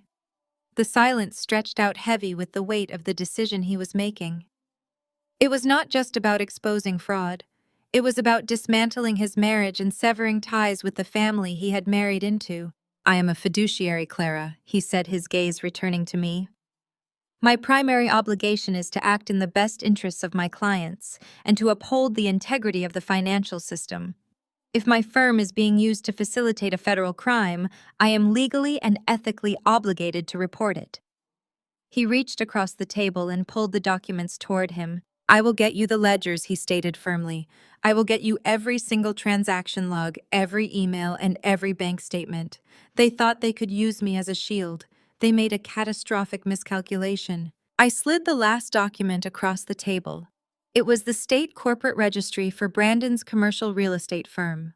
The listed address was identical to the foundation's operating address. I had highlighted the rent payments, $120,000 in tax-exempt charity money, directly subsidizing his corporate overhead. Jamal stared at the highlighted text. His breathing had become slow and shallow. The professional composure he had maintained for the last 10 minutes finally cracked. He ran a hand over his face, his fingers pressing hard into his temples. He was looking at the complete systematic destruction of everything he had built. Apex Wealth Management was not just a job to him. It was his reputation, his legacy, his proof that he belonged in an industry that had never rolled out the red carpet for a black man from a working-class background. He had earned his position through flawless execution and rigorous ethics. Now his own wife and her family had turned him into an accessory to federal wire fraud. They used me, he said. His voice was not angry. It was devastatingly hollow. The betrayal was so profound it stripped away all emotion, leaving only the cold, hard facts. They needed a legitimate financial vehicle to park the money, I explained, keeping my voice steady. They knew that if they set up an amateur investment account, it would raise flags. But if the money was managed by a respected portfolio director at Apex, it looked like responsible fiduciary oversight. They used your reputation to launder $5 million. Jamal picked up the Form 990 tax return again. He looked at Olivia's signature on the director's page. She had signed the document. She knew exactly where the money was going. She knew about the $250,000 salary Brandon was pulling. She knew about the rent payments. She had stood beside Jamal at country club events, playing the grieving aunt, while actively participating in a scheme that could send her husband to federal prison. Olivia told me she was handling the compliance, he whispered. She said her father's lawyers had reviewed the structure and everything was above board. I trusted her. She is my wife. They are experts at manipulation, Jamal, I said softly. They manipulated the entire city. They took a dying 7-year-old boy and turned him into a tax shelter. They let me drown in $150,000 of medical debt while sitting on a mountain of cash. He looked up at me. The devastation in his eyes was replaced by a cold, calculating fury. Jamal was a wealth manager. He understood the legal implications of these documents better than anyone. He knew the Internal Revenue Service regulations. He knew the Securities and Exchange Commission compliance rules. He knew that if this foundation was audited and the fraud exposed Apex would be implicated, his career would be over. He could face federal indictment for facilitating the transactions, even if he was unaware of the fraudulent intent. Ignorance is rarely an effective defense in federal financial crimes. "What do you need me to do?" he asked. The question hung in the air. This was the pivot point. I was asking him to turn on his wife to destroy his marriage and to actively participate in the takedown of his in-laws. I was asking him to blow up his personal life to save his professional one. "I met with a federal financial fraud attorney yesterday," I said. "A former federal prosecutor named David Vance. He reviewed the public filings and confirmed this is massive federal wire fraud and tax evasion. But public filings are not enough for immediate indictments. If we trigger an audit, they will hire expensive lawyers and drag it out for years. Vance said we need the internal accounting ledgers. We need the raw, unredacted transaction logs. We need to prove intent." Jamal nodded slowly. "You need the general ledger, the bank reconciliations, the internal emails regarding the transfer authorizations." "Yes," I said. "I need the proof that they actively diverted funds away from medical expenses and into their own pockets. If we hand that data over to the Federal Bureau of Investigation and the Internal Revenue Service, the trap snaps shut immediately." Vance said there are protections for whistleblowers under the False Claims Act. If you provide the internal ledgers, you can secure immunity. You can protect your firm and your license. Jamal stood up and walked to the floor-to-ceiling window looking out over the suburban office park. He stood there for a long time. I did not push him. I did not offer platitudes. I just let the data sit on the table demanding a response. I married into this family believing they were fundamentally good people. He finally said, his back still turned to me. "Flawed, yes. Pretentious, certainly. But I never imagined they were capable of this level of depravity. They used a dying child. They used you. And they used me." He turned around and walked back to the table. He placed both hands on the glass, leaning over the documents. "I have access to the Foundation's portal through the Apex Client Management System," he said, his voice dropping to a low, intense murmur. "I can extract the general ledger and the complete transaction history dating back to the initial deposit. I can pull the authorization emails where Richard directed the funds to Brandon's commercial accounts." He looked me straight in the eye. "I am not doing this to save my license, Clara. I am doing this because it is right. What they did to you and to Leo is unforgivable. I will be your inside man." I felt a massive wave of relief wash over me. The final piece of the puzzle had clicked into place. I had the legal framework, the timeline, and now the internal data. The trap was fully armed. I pulled a document from my briefcase. It was the non-disclosure agreement Vance had drafted. "I need you to sign this, Jamal," I said, sliding it across the table. "It protects both of us. It ensures you cannot legally discuss this conversation or the data extraction with anyone, including Olivia. It builds a legal wall between your actions today and your marriage." He did not even read it. He picked up his pen and signed the document with quick, aggressive strokes. He pushed it back to me. "I will need 48 hours to pull the data," he said. "I have to extract it in batches to avoid triggering the internal security alerts at Apex. I will download everything onto an encrypted flash drive." "Can you get it to me by Saturday?" I asked. He frowned. "Why Saturday?" "Because I said pulling the final document from my briefcase. That is the night of their memorial gala at the Ritz-Carlton." I showed him the invitation I had pulled from the Foundation's website. They were hosting a $5,000 a plate black tie event to honor Leo's legacy. It was a massive fundraising push designed to capitalize on the fresh grief of the community. They were planning to stand on a stage and solicit donations while actively stealing the money. "Vance and I are taking the internal ledger straight to the federal authorities on Saturday morning," I explained. "We are going to ensure that when they stand on that stage, they are standing in front of a federal trap." Jamal stared at the invitation. A bitter laugh escaped his lips. "They want to put on a show," he said. "Let us give them an audience they will never forget. I will have the drive ready by Friday night." I packed the folders back into my briefcase and locked it. The quiet rage that had fueled me for weeks had hardened into something cold and absolute. The countdown had officially started. In 48 hours, the federal hammer would drop, and my family would finally understand the true cost of their betrayal. Jamal called me on Friday evening. He did not say a word about the data extraction or the massive federal crimes we were tracking. He simply asked if I was available to meet him for coffee on Saturday morning at a small diner near the financial district. I knew what it meant. He had the drive. I arrived at the diner 15 minutes early and secured a booth in the back. Jamal walked in wearing a casual jacket and jeans, looking completely exhausted. The stress of the last 48 hours had clearly taken a toll. He slid into the booth across from me and placed a small encrypted USB drive on the table. He pushed the drive toward me. His eyes were bloodshot, but his voice was steady. "It is all there, Clara. The general ledger, the bank reconciliation statements, the wire transfer authorizations. Everything.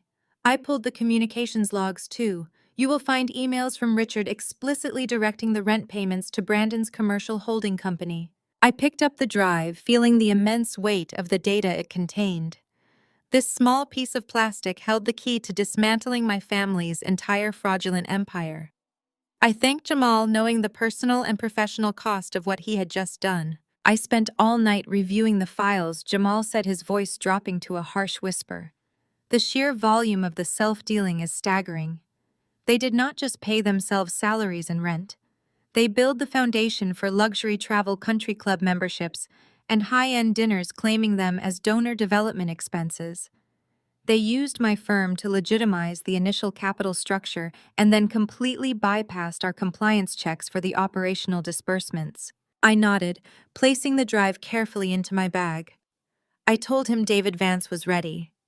I explained that Vance had already prepared the whistleblower filings under the False Claims Act and would submit them to the Internal Revenue Service and the Federal Bureau of Investigation on Monday morning.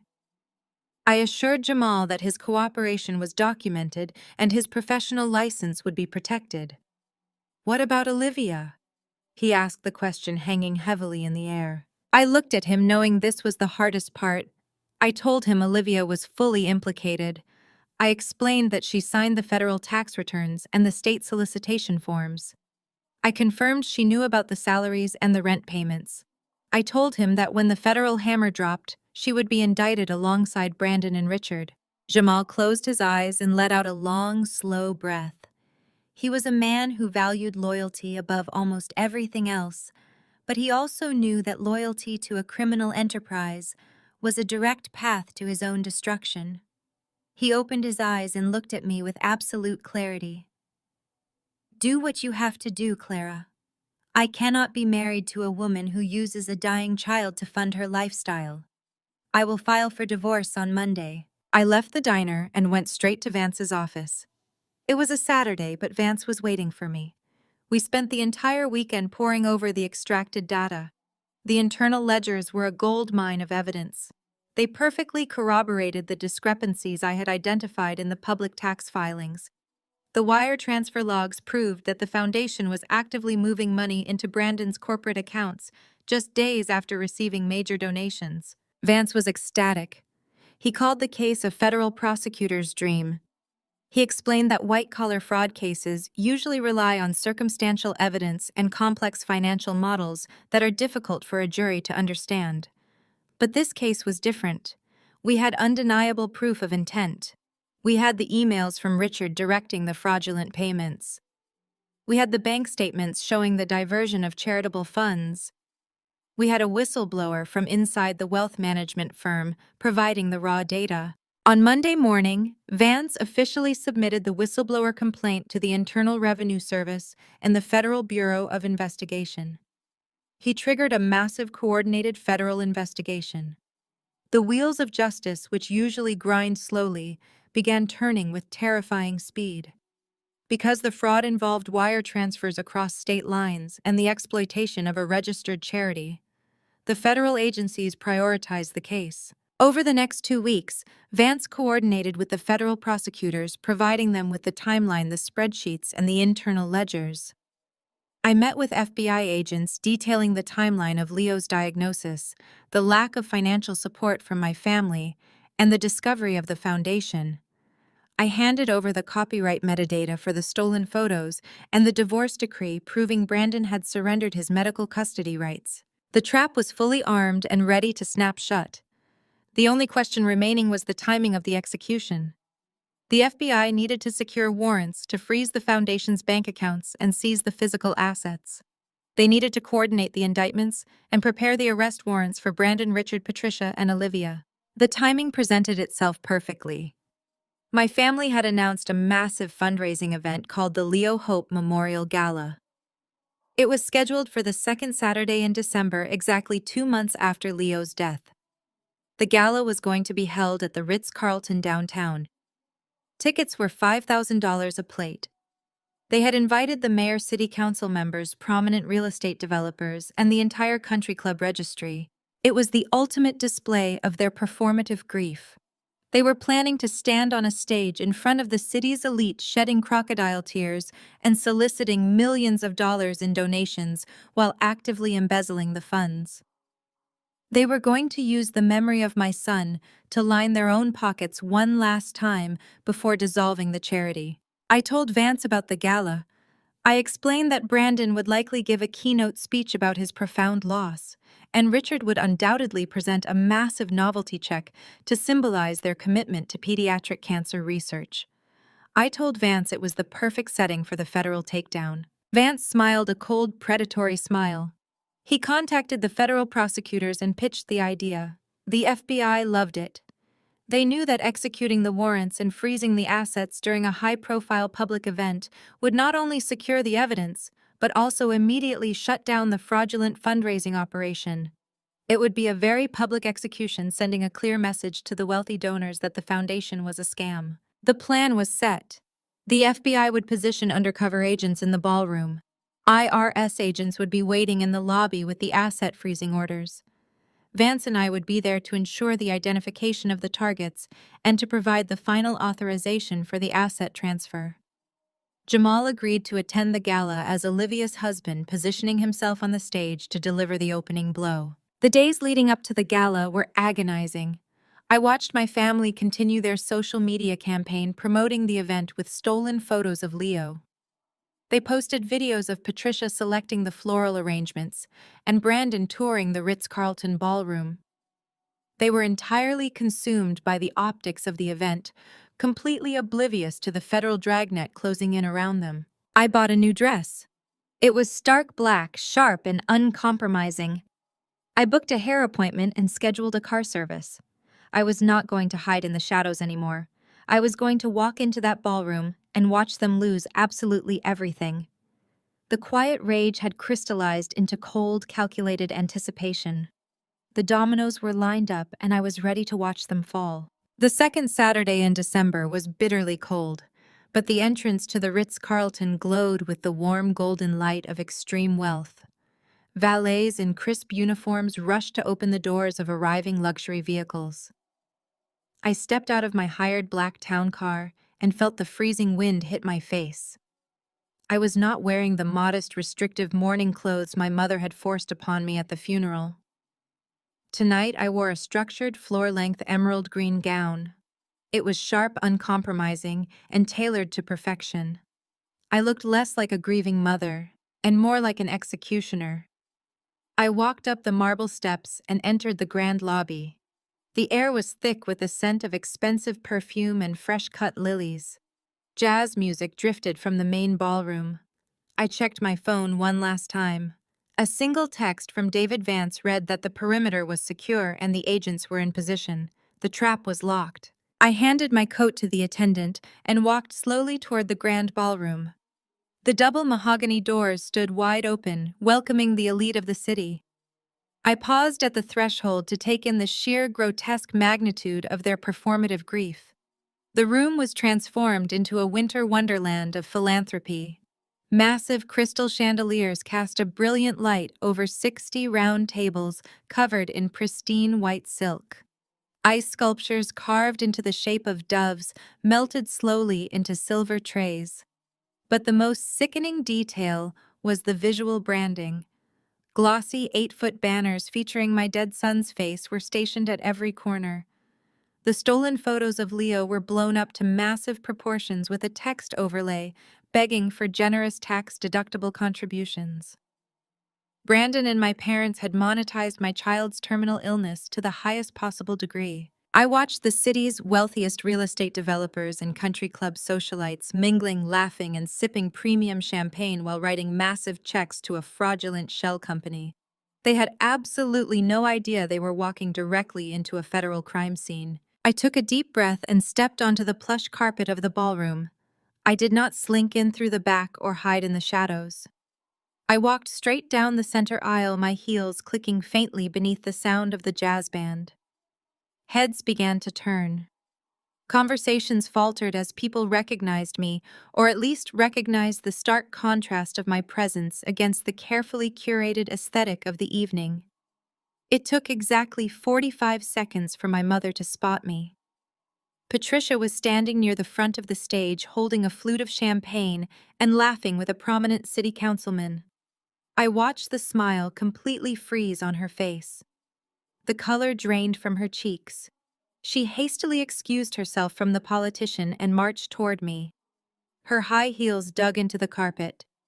She closed the distance between us, her eyes wide with a mixture of absolute panic and furious indignation. "Clara," she hissed, grabbing my forearm with a bruising grip. "What on earth are you doing here? You are not on the guest list. You need to leave right now before you ruin everything." I looked down at her hand gripping my arm and then looked her dead in the eye. "I am Leo's mother," I said, my voice perfectly level and cold. "I am the reason all these people are sitting in this room paying $5,000 a plate. I think I have earned a spot at the table." Patricia released my arm as if she had been burned. "You are out of your mind," she whispered fiercely, glancing around to see if anyone was listening. "This is a highly sensitive corporate and philanthropic event. Brandon is about to give his keynote address. We have major investors here tonight.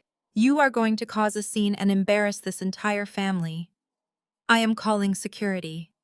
She turned and snapped her fingers at a large man standing near the exit doors. The security guard noticed her frantic gesture and immediately started making his way through the crowd toward us. My mother turned back to me with a triumphant sneer. "You should have stayed in your cheap apartment, Clara. I told you at the funeral not to mess with our events. You are going to be escorted out the back door like a trespasser." The security guard reached us, looking between my furious mother and my calm demeanor. "Ma'am," Patricia said to the guard, pointing a trembling finger at me. "This woman crashed our private gala. She is not a registered guest or a donor. I need her removed from the premises immediately." The guard nodded and took a step toward me, reaching out to take my arm.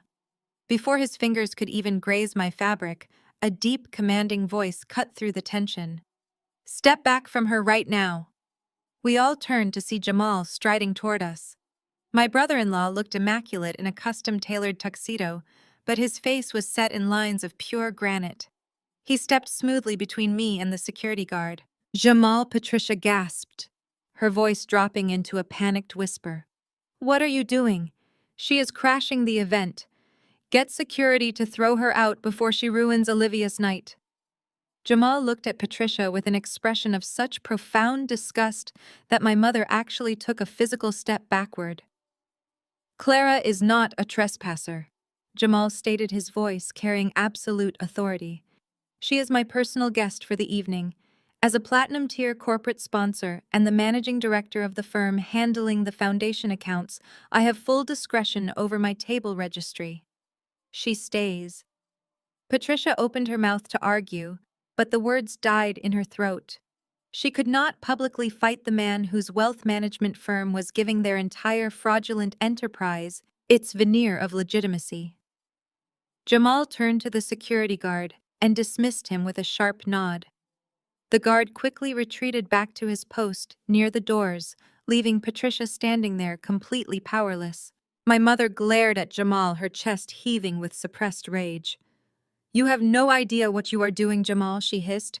"Richard and Brandon will be furious when they see her in here." "Let them be furious," Jamal replied, his voice devoid of any warmth. "They have bigger things to worry about tonight than the guest list." Patricia spun around and stormed off toward the front of the room, frantically searching the crowd for my father and Brandon. Jamal turned to me and offered his arm. "The federal agents are positioned at all 4 exits," he murmured softly so only I could hear. "The IRS asset seizure team is waiting in the manager's office downstairs."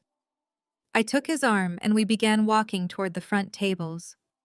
The lights in the ballroom suddenly dimmed, and a spotlight hit the center stage. A hush fell over the crowd as Brandon walked up to the microphone, adjusting his silk tie and preparing to deliver the performance of his life. The trap was officially set, and the countdown to their destruction had reached 0. Brandon cleared his throat and leaned into the microphone. The spotlight caught the subtle sheen of his expensive custom-tailored suit. He looked out over the sea of wealthy donors with perfectly practiced melancholy. He took a deep breath and began speaking in a hushed, emotional tone that immediately captured the room. He talked about how a father's pure love is supposed to shield a child from the cruelties of the outside world. He described sitting by Leo's bed and watching his brave little boy fight a monster no child should face. He reached up and wiped a non-existent tear from his cheek. The performance was nauseatingly flawless. He spoke about sleepless nights and the agonizing helplessness of watching a child fade away. He claimed that establishing the Leo Hope Foundation was his only way of finding light in the darkest chapter of his life. He paused, letting the silence stretch across the grand ballroom. I watched him from my table near the front, feeling a cold knot of pure disgust twisting in my stomach. The sheer audacity of his lies was breathtaking. He had never spent a single sleepless night by Leo's hospital bed. He had surrendered his medical custody and laughed at me from a ski lodge in Aspen while our son took his final breaths. Now he was standing on a stage, bathed in a warm spotlight, leveraging that very same tragedy to solicit millions of dollars. He gestured toward the giant glossy banners featuring my son's stolen photographs. He urged the audience to look into Leo's eyes and find the generosity to fund pediatric cancer research.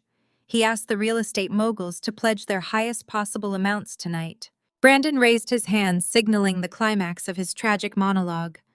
He opened his mouth to deliver the final emotional appeal for the $1 million pledge drive.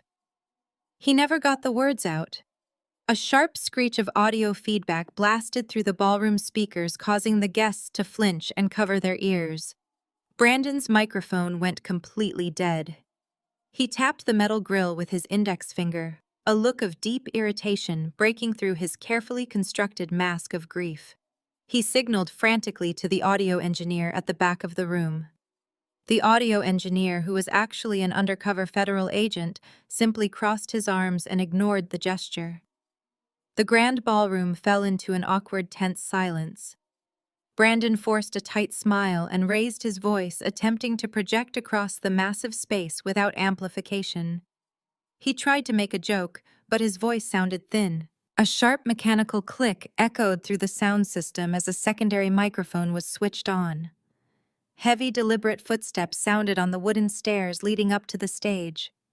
Jamal emerged from the shadows at the edge of the platform and walked directly into the center of the spotlight. He moved with the calm of a man who had nothing left to lose. He stood right next to Brandon, holding a wireless microphone. The crowd recognized him instantly as the prominent wealth manager who had given this foundation its elite legitimacy. A murmur of confusion rippled through the audience. Brandon stepped back, his eyes darting frantically between Jamal and the audio booth. He reached out to grab Jamal's arm, whispering harshly for him to get off the stage. Jamal simply shrugged off Brandon's hand with a look of absolute revulsion. "Good evening, everyone," Jamal said, his voice booming through the audio system. The ballroom fell instantly silent. "My name is Jamal, and I am a senior director at Apex Wealth Management. Many of you in this room are my personal clients. You trust me to manage your portfolios with rigorous compliance and absolute ethical integrity. I have built my entire career on those principles. Because of my fiduciary duty to you and to the law, I can no longer allow this event to proceed. I am standing here tonight to officially and publicly announce my immediate resignation from any and all involvement with the Leo Hope Foundation. A collective gasp swept through the sea of white silk tables. Brandon lunged forward, trying to snatch the microphone away, but Jamal easily sidestepped him. Jamal raised his free hand, demanding order. He stared out at the wealthy crowd, his eyes burning with fierce, righteous anger.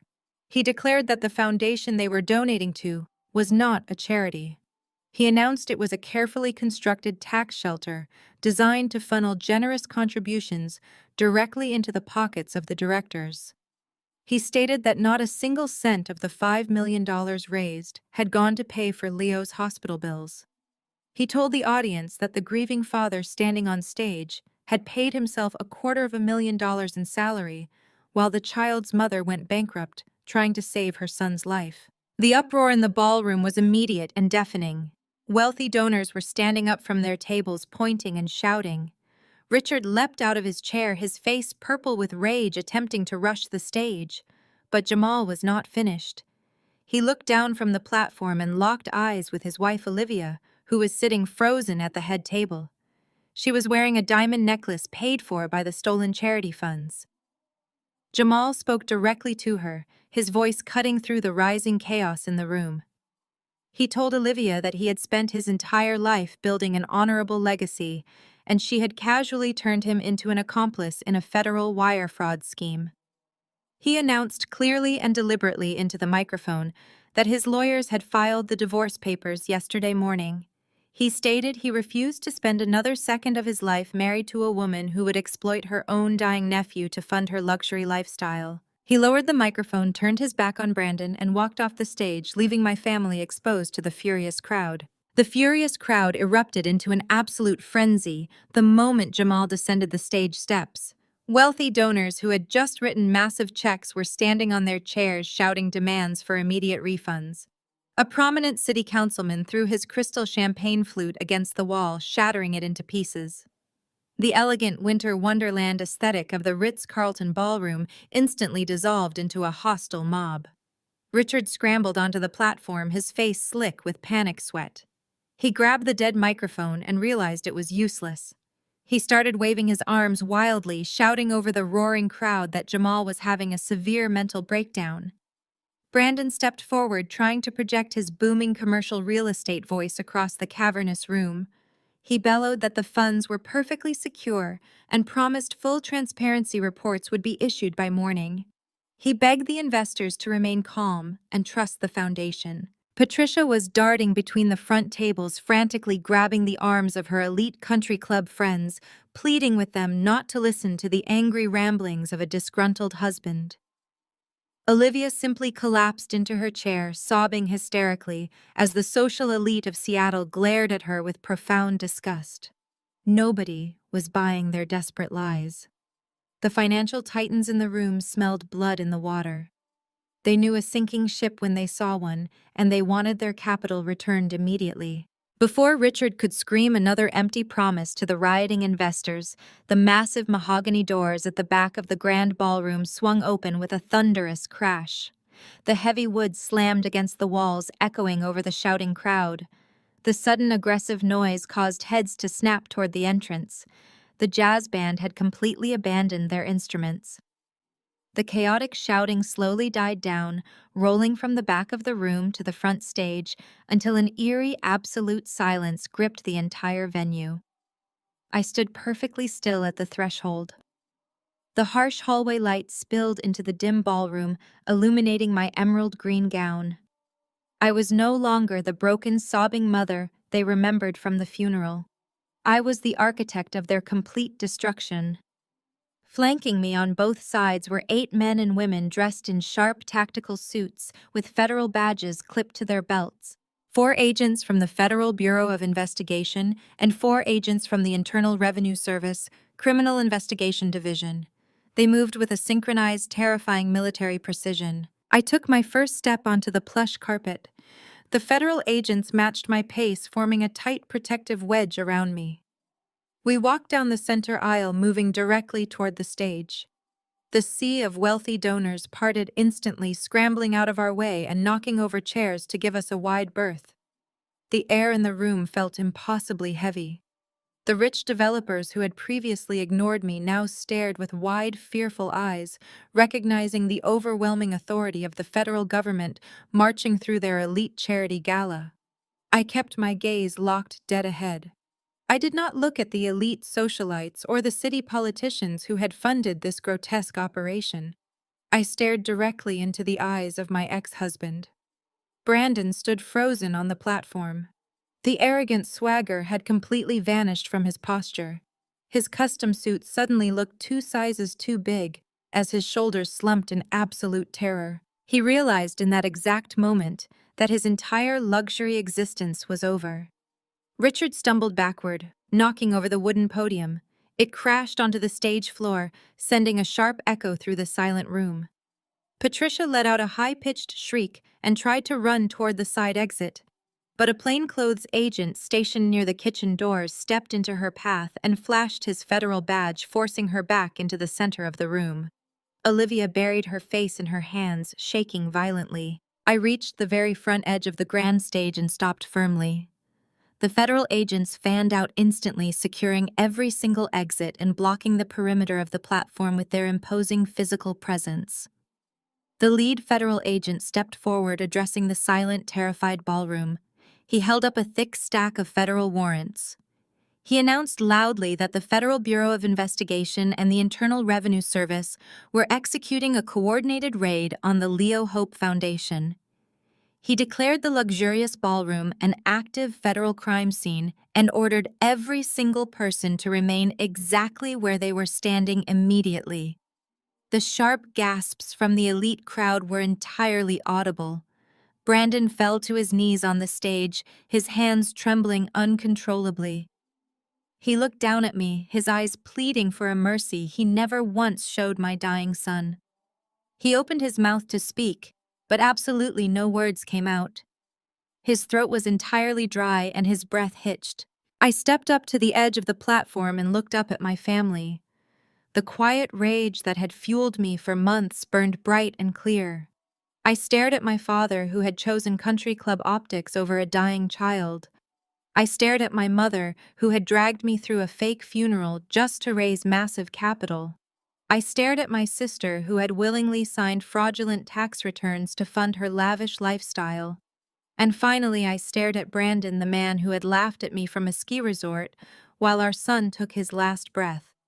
They were all completely and utterly trapped. The walls of their fraudulent empire had collapsed, pinning them under the crushing weight of their own greed and arrogance. The entire room watched carefully as the elite facade of my toxic family was mathematically and publicly dismantled.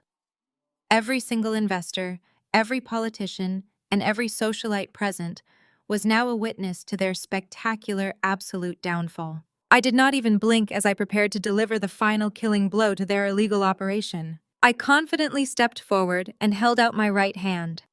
The lead federal agent reached into his tactical vest, pulled out a secure wireless microphone, and placed it firmly in my palm. The entire ballroom held its collective breath. You could hear the faint hum of the air conditioning unit and the terrified, ragged breathing of my ex-husband kneeling on the stage. I raised the microphone and locked eyes with the wealthy donors sitting at the front tables. "My name is Clara Davies." I began, my voice ringing clear and absolute across the silent room. "I am Leo's mother. I am the woman who spent the last 3 years fighting alongside her son while he battled terminal leukemia. I am the woman who went bankrupt trying to afford his treatments while the people on this stage ignored my pleas for help. And I am the woman who brought the Federal Bureau of Investigation and the Internal Revenue Service here tonight." A wave of shocked murmurs rippled through the crowd. I raised my free hand, demanding their complete attention. Every single person in this room wrote a massive check tonight. I continued pacing slowly across the front of the stage. You wrote those checks because you believed you were funding pediatric cancer research. You believed you were honoring the legacy of a brave 7-year-old boy. But you have been completely and systematically deceived. The Leo Hope Foundation is not a registered public charity. It is a fraudulent shell company designed specifically to siphon your generosity directly into the pockets of Brandon and my parents. I pointed directly at Brandon again.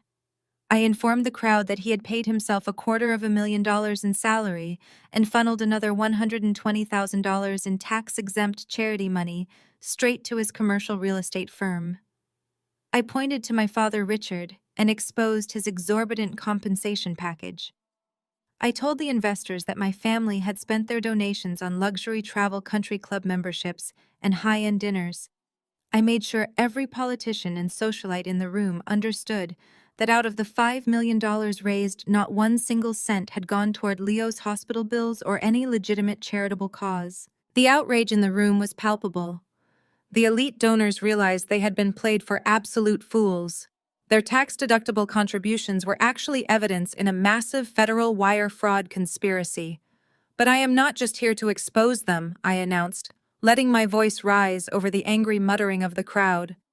I am here to correct the ledger. I turned to the lead federal agent and nodded. He stepped forward, holding up a thick stack of official court documents. I spoke directly into the microphone, explaining that as of 6:00 this morning, a federal judge had signed an emergency injunction. I declared that every single bank account associated with the Leo Hope Foundation had been completely frozen.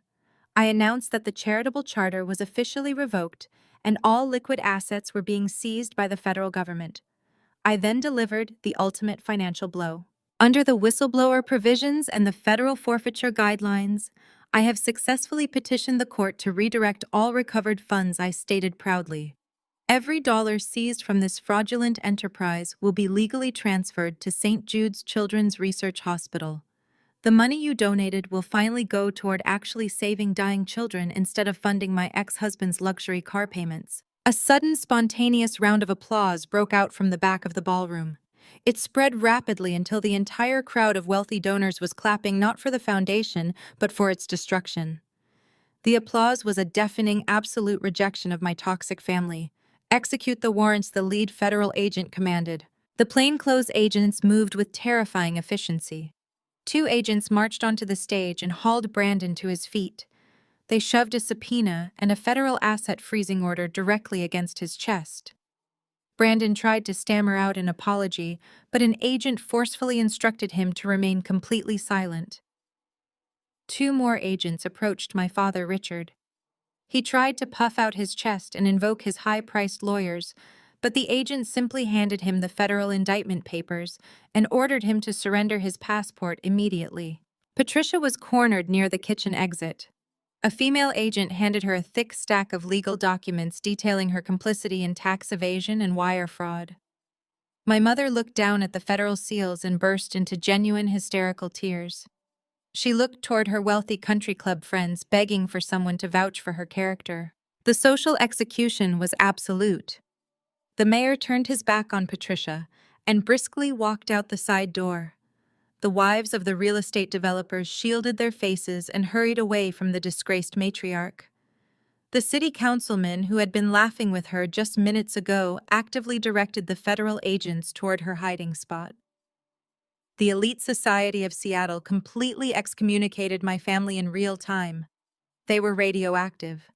Nobody wanted to be caught in the splash zone of a major federal financial crime. Olivia sat trembling at the head table as an IRS agent dropped a subpoena right on top of her untouched dinner plate. She looked up at Jamal, begging him to intervene, but Jamal just adjusted his tuxedo jacket and walked away without saying a single word. He joined me near the front of the stage, standing quietly as the federal agents finished serving the papers. The ballroom emptied. The massive glossy banners featuring my son's stolen photos were permanently confiscated by the government as physical evidence. Brandon, Richard, Patricia, and Olivia were detained together in the exact center of the empty room, completely surrounded by flashing federal badges and crushed under the massive weight of their total, absolute ruin. They were completely ruined forever. The dawn brought absolute devastation. The very next morning, the federal hammer swung down with crushing administrative force. Brandon was arrested at his luxury downtown condo before he could even pack a bag. The Federal Bureau of Investigation did not offer him the courtesy of a quiet surrender. They escorted him out in handcuffs, right past his wealthy neighbors, and directly into a federal holding cell. His arrogant swagger was entirely erased, replaced by the terrified realization that he was no longer a protected member of the elite class. He was just another white-collar criminal facing 20 years. The immediate fallout for his commercial real estate empire was catastrophic and instantaneous. His senior partners, the same men who had written $50,000 checks to his fraudulent charity, convened an emergency board meeting by noon. They voted unanimously to strip Brandon of his equity and permanently expel him from the firm. Every single corporate client severed their contracts within 48 hours. The commercial lease for his office space, the one subsidized by stolen charity funds, was immediately terminated. The bank moved to repossess his midnight black Tesla and initiated foreclosure proceedings on his luxury condo. His entire identity was built on financial leverage and social optics, and I had mathematically dismantled both. Brandon attempted to call me from the federal detention center, begging for a negotiated settlement. I did not answer the phone. I simply forwarded the voicemail to my lawyer and added it to the mounting pile of evidence against him. He was completely bankrupt, stripped of his professional licenses, and staring down the barrel of a massive federal indictment. The man who had laughed at me from Aspen while our son took his final breaths was now sitting in a concrete cell wearing a standard-issue orange jumpsuit. My parents, Richard and Patricia, experienced a different but equally devastating type of execution. Their punishment was highly social and ruthlessly public. The morning after the gala, the board of directors at their exclusive country club held a special session. They voted to revoke my parents' lifetime membership, effective immediately, citing the morality clause in the club bylaws. The formal expulsion letter was delivered by courier directly to their sprawling suburban estate. Patricia attempted to show up at her weekly charity luncheon, pretending the federal raid was a massive misunderstanding. The hostess literally shut the front door in her face. The socialite community of Seattle operates on a strict currency of reputation, and my parents' accounts were entirely overdrawn. Their wealthy friends blocked their phone numbers and deleted their photos from social media profiles, erasing their existence from the elite circles they valued more than their own daughter. The financial destruction of my parents followed swiftly behind their social exile. The Internal Revenue Service did not just freeze the fraudulent charity accounts. They placed massive federal tax liens on Richard's personal investment portfolios and filed seizure orders against their primary residence. My father had used his own corporate accounts to funnel the stolen money, believing his wealth management connections would shield him from scrutiny. He severely underestimated the absolute reach of federal financial regulators. Richard and Patricia were officially charged with conspiracy to commit wire fraud and massive tax evasion. The federal prosecutors offered no leniency and no plea deals. They were looking at a minimum of 10 years in a federal penitentiary. My mother, the woman who had criticized my cheap apartment and forced me to wear a restrictive morning dress, was now desperately trying to sell her designer handbags online, just to afford a mid-tier defense attorney. Olivia faced her own unique brand of absolute ruin. For her entire adult life, she had floated on the financial support of our parents and the massive income of her husband. She had never held a real job, relying entirely on her status as the golden child to fund her luxury lifestyle. Jamal did exactly what he promised. He filed the divorce papers on Monday morning and immediately severed all her access to his wealth management accounts. He legally documented that her lavish spending over the past 6 months was funded by stolen charity money, protecting his own assets from the federal seizure orders. Olivia was left completely penniless. The credit cards she used to buy expensive dresses and fund her country club lunches were instantly declined. She tried to move back into my parents' suburban estate, but federal agents had already cordoned off the property for asset evaluation and seizure. With no money, no husband, and no parents to bail her out, Olivia was forced to pack her designer clothes into trash bags and rent a cheap motel room on the outskirts of the city. She had no marketable skills and a glaring gap on her resume. To make matters infinitely worse, her signature was all over the fraudulent tax returns. She had willingly signed the federal documents to secure her position as a foundation director, completely oblivious to the legal liability she was assuming. The federal prosecutors indicted her as a co-conspirator. The golden child who had posted fake performative grief on social media using stolen photos of my dying son was now begging public defenders to take her case. Her elite friends abandoned her the moment Jamal publicly exposed her crimes on the gala stage. She was entirely alone, trapped in a cheap motel and facing federal prison. I watched their spectacular collapse from the quiet safety of my apartment. I felt absolutely no pity. I am a data analyst, and I viewed their destruction purely as a corrected mathematical equation. They stole $5 million using the tragedy of a dying boy. The universe demanded balance, and the federal government was merely the instrument of that correction. Every desperate text message they sent me went entirely unanswered. Every frantic voicemail begging for mercy was immediately archived as evidence. They were finally experiencing the exact same absolute helplessness they had once forced upon me. The winter storm hit Seattle exactly 1 week after the gala. The sky was the color of bruised iron, and the rain fell in heavy, relentless sheets, hammering against the windows of my new apartment. I had moved 3 days ago using my corporate bonus to secure a quiet, secure unit in a building with a doorman and restricted elevator access. The new space was small but pristine, a sanctuary I had built specifically to protect my peace and my twin children. Noah and Emma were asleep in the next room, completely insulated from the absolute destruction raining down on the rest of my biological family. I sat on the sofa with my laptop open, reviewing the latest status updates from David Vance. The legal fallout was progressing with terrifying efficiency. The civil suits were officially filed, and the federal asset seizure orders were fully executed.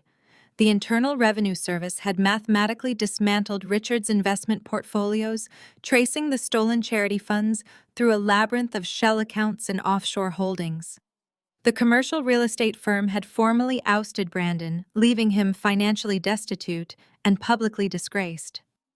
Olivia was residing in a budget motel, frantically calling public defenders because no reputable law firm would touch a federal fraud case without a massive upfront retainer.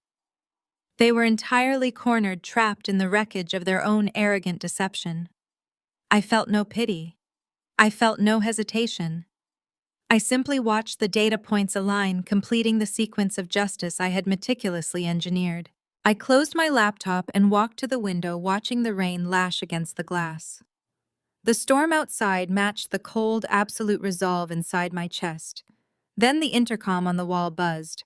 I frowned, checking the time. It was past 9 at night. I pressed the communication button, and the doorman's voice crackled through the speaker. He apologized for the late interruption and informed me that 3 individuals were standing in the lobby demanding to see me. He stated they were completely soaked from the rain and refusing to leave despite his warnings. He asked if I wanted him to call the police. I knew instantly who was waiting downstairs. The desperate audacity of their arrival was entirely predictable. They had exhausted all legal avenues and realized their only remaining option was to weaponize emotional manipulation. I instructed the doorman to let them up, but to stand by with building security. I walked to the front door and unlocked the deadbolt, leaving the security chain engaged. A moment later, heavy, frantic knocking echoed through the hallway. I opened the door slightly, peering through the narrow gap. The sight before me was a stark, undeniable testament to their complete and total ruin. Richard, Patricia, and Olivia stood shivering in the hallway. They were completely soaked, the heavy winter rain having ruined their expensive coats and washed away their carefully constructed high society facades. Richard looked 10 years older, his shoulders hunched and his eyes wide with desperate panic. Patricia was weeping openly, her makeup smeared and running down her face in dark streaks. Olivia stood slightly behind them, clutching her purse, her usual arrogance entirely erased. They looked exactly like what they were, individuals who had lost absolutely everything. "Clara!" Patricia gasped, her voice cracking as she reached a trembling hand toward the doorframe. "Please, you have to listen to us. You have to stop this." I did not move. I did not open the door any further. I simply looked at them, my expression perfectly neutral. The silence stretched between us, thick and suffocating. Please, Clara. Richard pleaded, his voice shaking violently. The federal prosecutors are pushing for maximum sentences. They froze all my accounts. I cannot even afford to retain legal counsel. We are going to lose the house. We are going to lose our freedom.